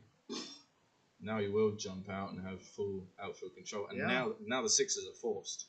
So, wow, Whoops. another 2-1 forced. Yep. But a 6 he'll be happy with because it's difficult for him to attack. Double 2 is ugly. 2 to Go the to the ace. ace. Gotta go to the ace. There's nothing else. All right, can he jump this formidable If he prime? comes back and wins this match with all this stuff, that would really be. That'd be something, huh? I wanted like 10,000 to 1 or something else and see if Morton would give me a line. This is a good play. Get ready for him to leave. Another double 2, right? That's almost the last one he can play. His checkers, I mean, But now they're at gammons because he can squeeze him. yeah. Mylan's got a great game here now. He has not given up. Oh yeah. This is good. Probably okay. 2-1. What is that? Yeah. That's bad. So, come off the anchor, slot the ace, or come in, slot the ace. Just run from the back. Yeah. I think this, yeah. One more pip, maybe. Just keep going. That's all right. I don't know why you do that. I like this because you have a build. I mean, you don't actually want to make the 8 point, but double 6. No, I would rather stay back. Yeah. More shots when he goes. 6-5. Right, let's see if he's forced off.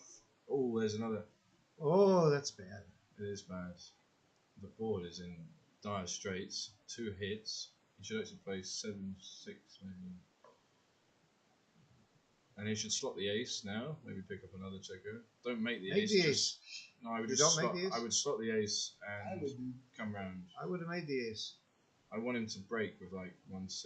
Well, but you can break. Now he never Now breaks. oh yeah. I would still slot the ace with the 2 here. So this wins fewer gammons than closing him out. So black will be happy actually. Just run from here, 2-1. And black, of course, against this homeboard strength should be Trap. as aggressive as possible. You give a bad 5-1. Trap. But I bust the bar here. Is that 4-1? 4-1. I trap. I leave the shot. I trap. Oh, you leave the 5, yeah? I leave the I actually 5. like that. So slot the ace. I slot the ace. I trap. I think that's reasonable. 2 point board with a blot. You trap. I would leave it. I'd like to get Well, hit. you if do roll. when there's 2 on the anchor. This is interesting, but I think that was right to leave the shot.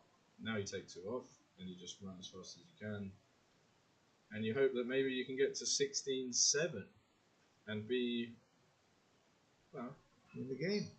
you know, you're alive from where you were. Why would you do that? I don't think anything really makes a difference here. 1 point board with the block. Yeah. I hear you. Can you take? Yeah, take it off. But yeah, it's looking good actually. Gammon should be really close here. Oh, he's coming off now. I would let him roll 6-4, 5-4. Me too. Not because I'm going to win, but You're not 'cause- wasting, so why run? yeah. And this way, he's actually going to hit with like 2-1, double 1, 4-1 makes the 2 point. No, 4-1 makes the 2 point. I would. Yeah, I guess you. I would make the 2 point. How bad is that? I would make it. How bad is that? Maybe you don't need that. I'm looking at the other player on the video. He seems Yeah. exhausted.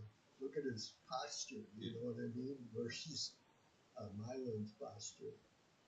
He just is. He's Yeah, maybe- exhausted. That's what. maybe you that's don't the need whole that. strategy. Oh, he's dead. Wow. The thing is, that's not great either. I mean, you do take a man off, which is nice. Yeah, I think that's probably standard. You don't really want to get hit, so. But it was an idea. I like the 2 point there. Now, any shots? Or clean? Wow, that's Wow. 4. 4 off. You could switch and take 2 off. You take the 2 No, off and think. I would. Take 2 off and think. Take 2 off and think. Probably switch. Yeah, I wouldn't do yeah, that. I mean, you just Yeah. you might as well put him Get on the him bar. out of there. Get him out of there and take 2 off. You might on the backgammon as well. Don't do that. Start with 2. Oh, he's not I considering. like this. He's not considering the switching play. I like this play. I'm Wow. appeal and get lucky. No, I would just switch and win the gammon. But this is probably fine. I mean, you're not going to lose, and take more checkers off. But he would have There you danced. go. Big Well, swing. deuces? Make the deuce point. It does feel like the tides have shifted here, Ah. dice wise. About time. So he stays for the shot, but he can get backgammon that way. Maybe you don't stay because. Okay, save the gammon this way. Do you do that? That's how you can lose the game, by giving 2 checkers back. Why would you do that? That's the only way to lose the game. 6-3, double 5 doesn't save. Double 4 doesn't save. It's closer. 5-1. Do you play 6-5 for double 5? I think you play 6-5 there for double 5. It's a gammon. Oh, He's fighting. He's fighting. 16-7. Wow. He's going to take a break for sure. Wow. He Yes. needs like a week off. Woo! 10 away, 1 away, 10 away. What a game. That's action. That is action. Let me hit this.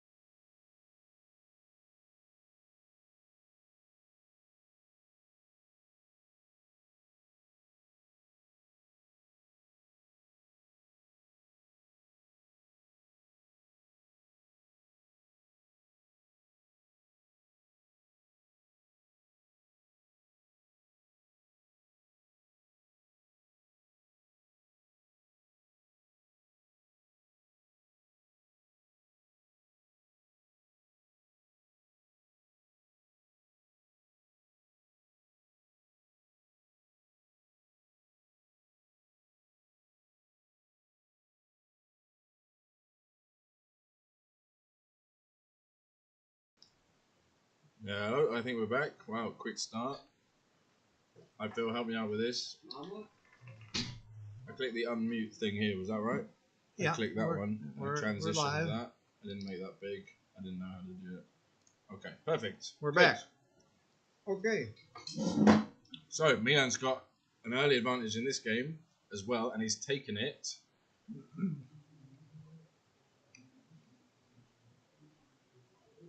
So he's thinking about this 6-5. Wants to make the bar point with the 6, but doesn't like the 5, which just has to come in and stack the 6 point. But I think that's the right idea. Otherwise, 24-13 is probably... Maybe I would have looked at that actually, 24-13. Double one. Ooh. Coming up is wrong there? Maybe you want to come up with the score. I would have huh? come up. I would have come up. Interesting. Oh, no, double 6. Good thing he didn't come up. So this is very bad. Red has to make the ace point, and now black has all the outfield control and can just prime him. So there's big trouble for Milan here. Black will just make the 8 point with any 3 or 5 like this. Right, red needs to split here immediately. Any 1, 2 or 3. Boom. 3-6. Great. You just go. Jump the prime. Crime not to jump the prime. Get out of there. Dodge a 3. Dodged. He makes the 4 point. And now another escaping roll required. Oh, not enough, but makes the 5 point. Scooches up. It's an awfully good roll anyway. I think I would come to the edge of the prime. Really? Because, yeah. Yep. Otherwise, he could make the 8 point and leave us trapped there. Okay, 3s and 5s. Can he dodge again? He does. 5 is big. 5 is okay, big. but 3 was huge. So now 6-1, best. Double 5 makes the 2 point. And Ahmad has no extra spares to attack with, so difficult for him. He's Bring it in. maybe 2 down. Really? Maybe 2 down. That's the DMP play, 2 down. And then no 6, you win. 6, you win sometimes. All right. 1s and 10s. Great 6 to escape there. 1s and 10s. He's nearly home. Oh, he's Oh, nearly there. wow. Makes the board. Okay, so now he's just bringing it in. Wow, he got there. That was difficult. A lot of sequences had to go his way there. He brings it in. Perfect. Not many gammons at all. We got a match. We've got a match. We've now. got a match now. The momentum has swung after that incredible game. And it really was something to behold. Can he make the 4 point? Oh, the best number. That is the best number. Man off. Just take a man off. Win some gammons. Just take it off. No bad rolls. There are some gammons here. Come on. Play positively. Come on. He did. Very good. Love it. Love to see it. Well done. There are gammons here. I would be full aggression mode. Oh, that's an awkward one. All the 3s are awkward. Yep. Guess that's what you have to do. Yep, still no bad numbers. I mean, double 3 is bad. Okay.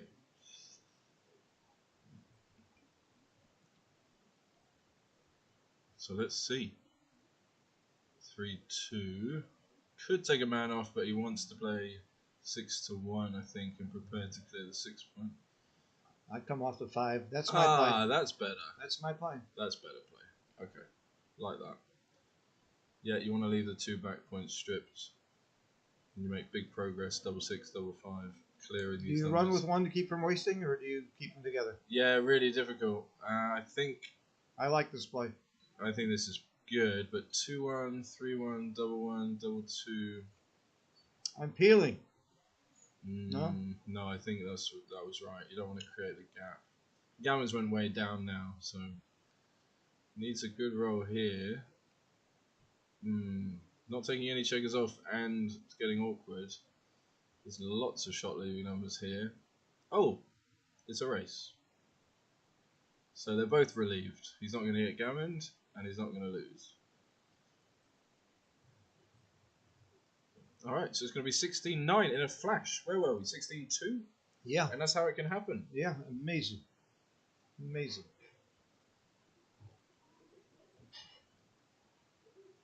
This Milan's a fighter. He does not give up. Yeah, even if Herb was convinced he wasn't trying to win, I know he was.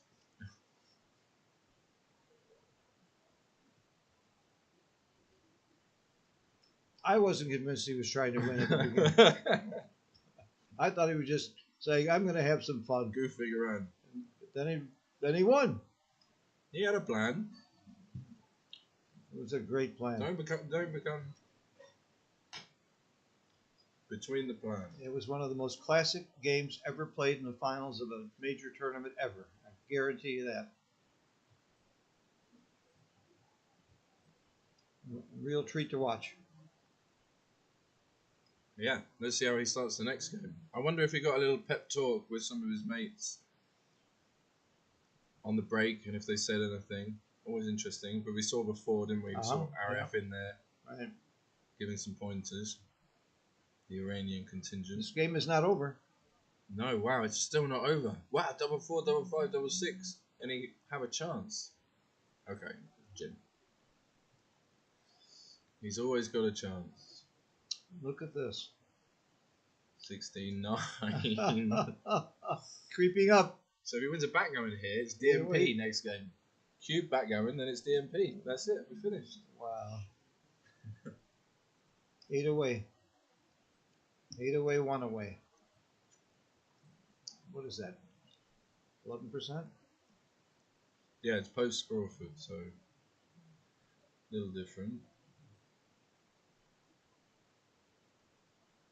John Broomfield back on the screen.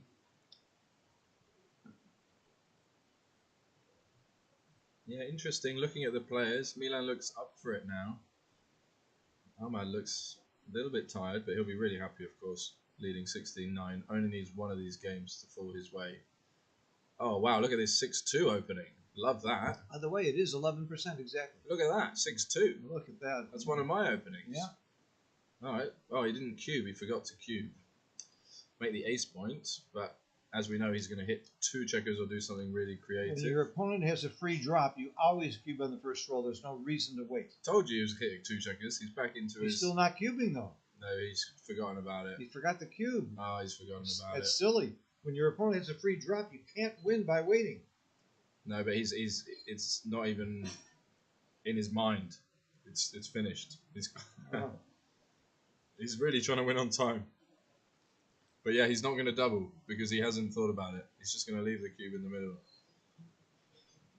It's very strange. Very strange. Again, he was winning that game. He had the rolls to be in a winning position. It probably would have been double pass, free drop. He could have been in a gammonish position. Instead, he just sort of hands the entire game to Ahmed and makes it really easy for him. Yeah. He didn't make it easy for you and me, though. we got a long day ahead of us. No, that's right. This is Oh boy. a little inconsiderate, but fine. I'm joking, of course. And look at this. We love. I mean, This is Hachipura. is he going to dance? He didn't dance.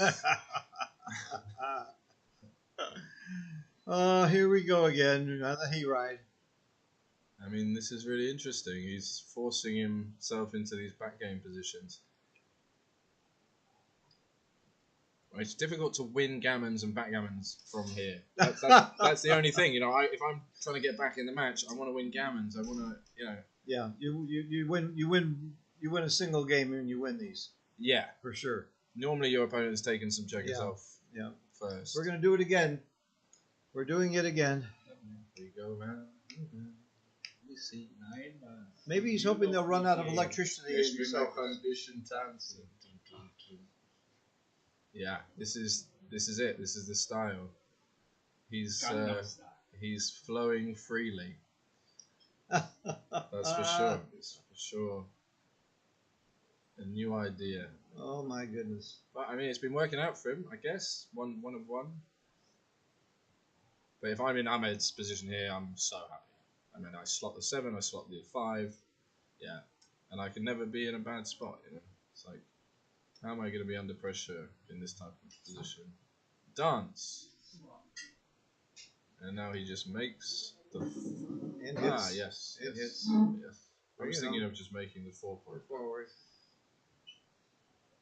2-1. He's got his 3 anchors that he's been looking for. He had an extra checker hidden on the bar.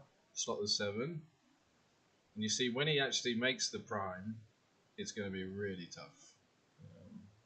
But he got him. Ah, that's good. That's a good roll. Wow, yeah, he got hit That's there. That's a great roll. Yep.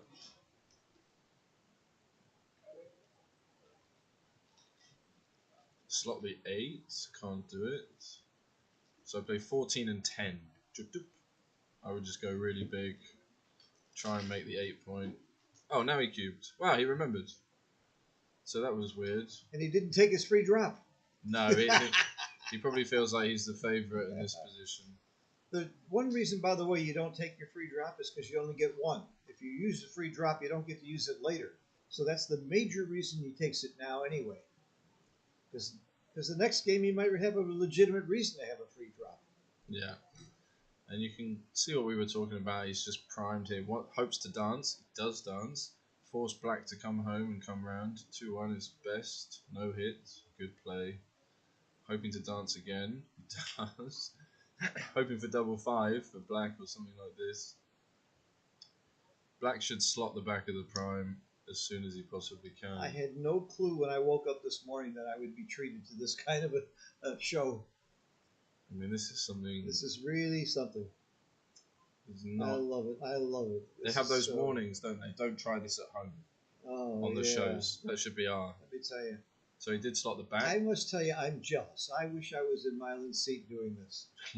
I would like to be the guy that would be known and be famous for this game in a tournament, in the finals of a tournament like this. Okay, I will say one thing though. If you are going to play this type of style, you should probably be better at it. You're right. You know, Is anybody really well? Pasco. there are lots of players. There are. You're right. So you know, you have the confidence to get into the Yeah. game. That's great. You gotta know what you're doing. Have the confidence, but then when it comes to the crux of the game, you need to. When you get down to the nitty gritty, you have Yeah. to know how to play the snake. Yeah, you have to know how He to. did not play the snake properly. Not particularly. Yeah, he played everything up to that point, but he didn't play the snake. Yeah, this is a shot, but he doesn't want it. So he's just holding on. Again, he has 4 extra checkers back, which he doesn't need. You only need the anchors. He really doesn't want to crunch. If he crunches, he pretty much has no chance. So he's hoping for a double 4 here. Double 3 he wants to see from black. Yeah, double 3. It's interesting that he's questioning the legality of the play because He did move the full 5. it really makes no difference. Yeah, makes no difference. But might as well see if everything's okay. This is the original. He was on the blue. He was on blue. I remember it, but that's okay. Okay. Like you said, it makes no difference. I mean, I don't know why he'd do that, but Makes no difference. he might have had a reason. Alright, 5-3. So now he does want a 6. Like, desperately. Like, right now. Needs it. Ah! Got it! And make the 6 point. And now, he's going to have a bit... Well, why not make the 6 point? Don't you need the 6 point at some stage? Now he clears the 8. Oh, that one. Okay. Sure. Clear the triple shot. Yeah, but this way you're killing numbers. That is interesting. I would just... You could actually bring them both in.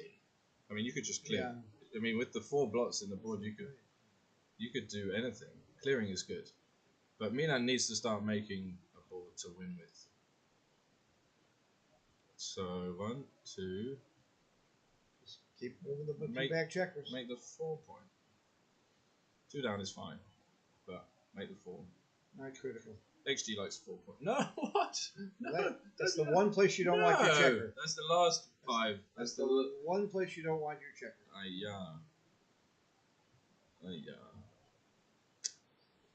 I mean, that's going to be really tough now. And what is the plan? Once you hit this checker that you're trying to hit, you need to win the game. Although it's very pretty, like aesthetically, we're loving it. Artistically, thumbs up. Yeah. You know? Oh, look at that! He did it. He did it. He completed the game. Yeah. That's exactly what he was trying to do. This is it. Finished. Level up. Level up. Love it. He slotted his board. He's slotted. He's got the Hachipura position. Oh, double 2. Quite happy to get off the 6, but you want to bear off checkers. But look how awkward these backgame positions become when you're forced to bear in, forced to bear off. Then when you have weakness, there's no way to recover. There's no way back. You have this position. Yeah, I don't know. And now there's probably all sorts of things you can force, but you just leave it. Just come off 2 from the back, maybe force the 1, 6-1, 5-1. I don't know. I mean, afterwards, if you let him clear the point, all the numbers are going to be bad. Come on, make the 5 point at least. Show me some kind of plan to make the board. Yes. We have a point in board, Phil. I'd make We the have- 4 point too. Why not? We have a point. I wouldn't actually make the 4. I would do this. Okay. I want to make the 6. Wow, what a roll! Right now, you need to come off the anchor. Give a bad 1, maybe give a bad 2 as well. At least this minimum, right? 6-1, 5-1, Got to give 4-1. something bad. You got to make these numbers bad. I'd make the 1s bad because the 2s are the same. No, you've got to make something bad. No. Okay, make something bad. 5-1, 60, but double 2 is much better this way than double 1 would be. So this one would be my choice. And then you can force the 2's next roll, right? Okay, I like that. So, does he find it? 6-4, he loves. Wow, 2 off. How many does he have on there? I just played to 12. Oh, this one. 6-2, 5-2, 4-2, 2-1. Oh, look at 2-1. Ay. Yeah, that's it. I mean, that's not it. He just pulled one up. Look at 6-1, 5-1 now. 5-2, 6-2, 4-1, 4-2. Right, this is the Coupe Classique in the middle. 2-1 is a great number. 2-1, anyone? 3-2, that's a 2, isn't it? That's actually a good roll. Yep. But he could easily pick up these 3 checkers. Easily if he hits this. Does he hit it? It's the Nope, only he missed. one that missed. He missed. It's the only one that missed. And now he's going to take another checker off. Wow, if he hit that, he would have been favourite. So he needs him to roll double 3. Oh. Double block. Right, he has to hit this.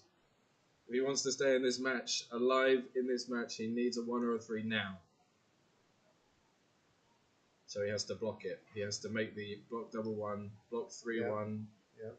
and pray. This could be the match. This is looking This like could it's- easily be the match right now. This is it.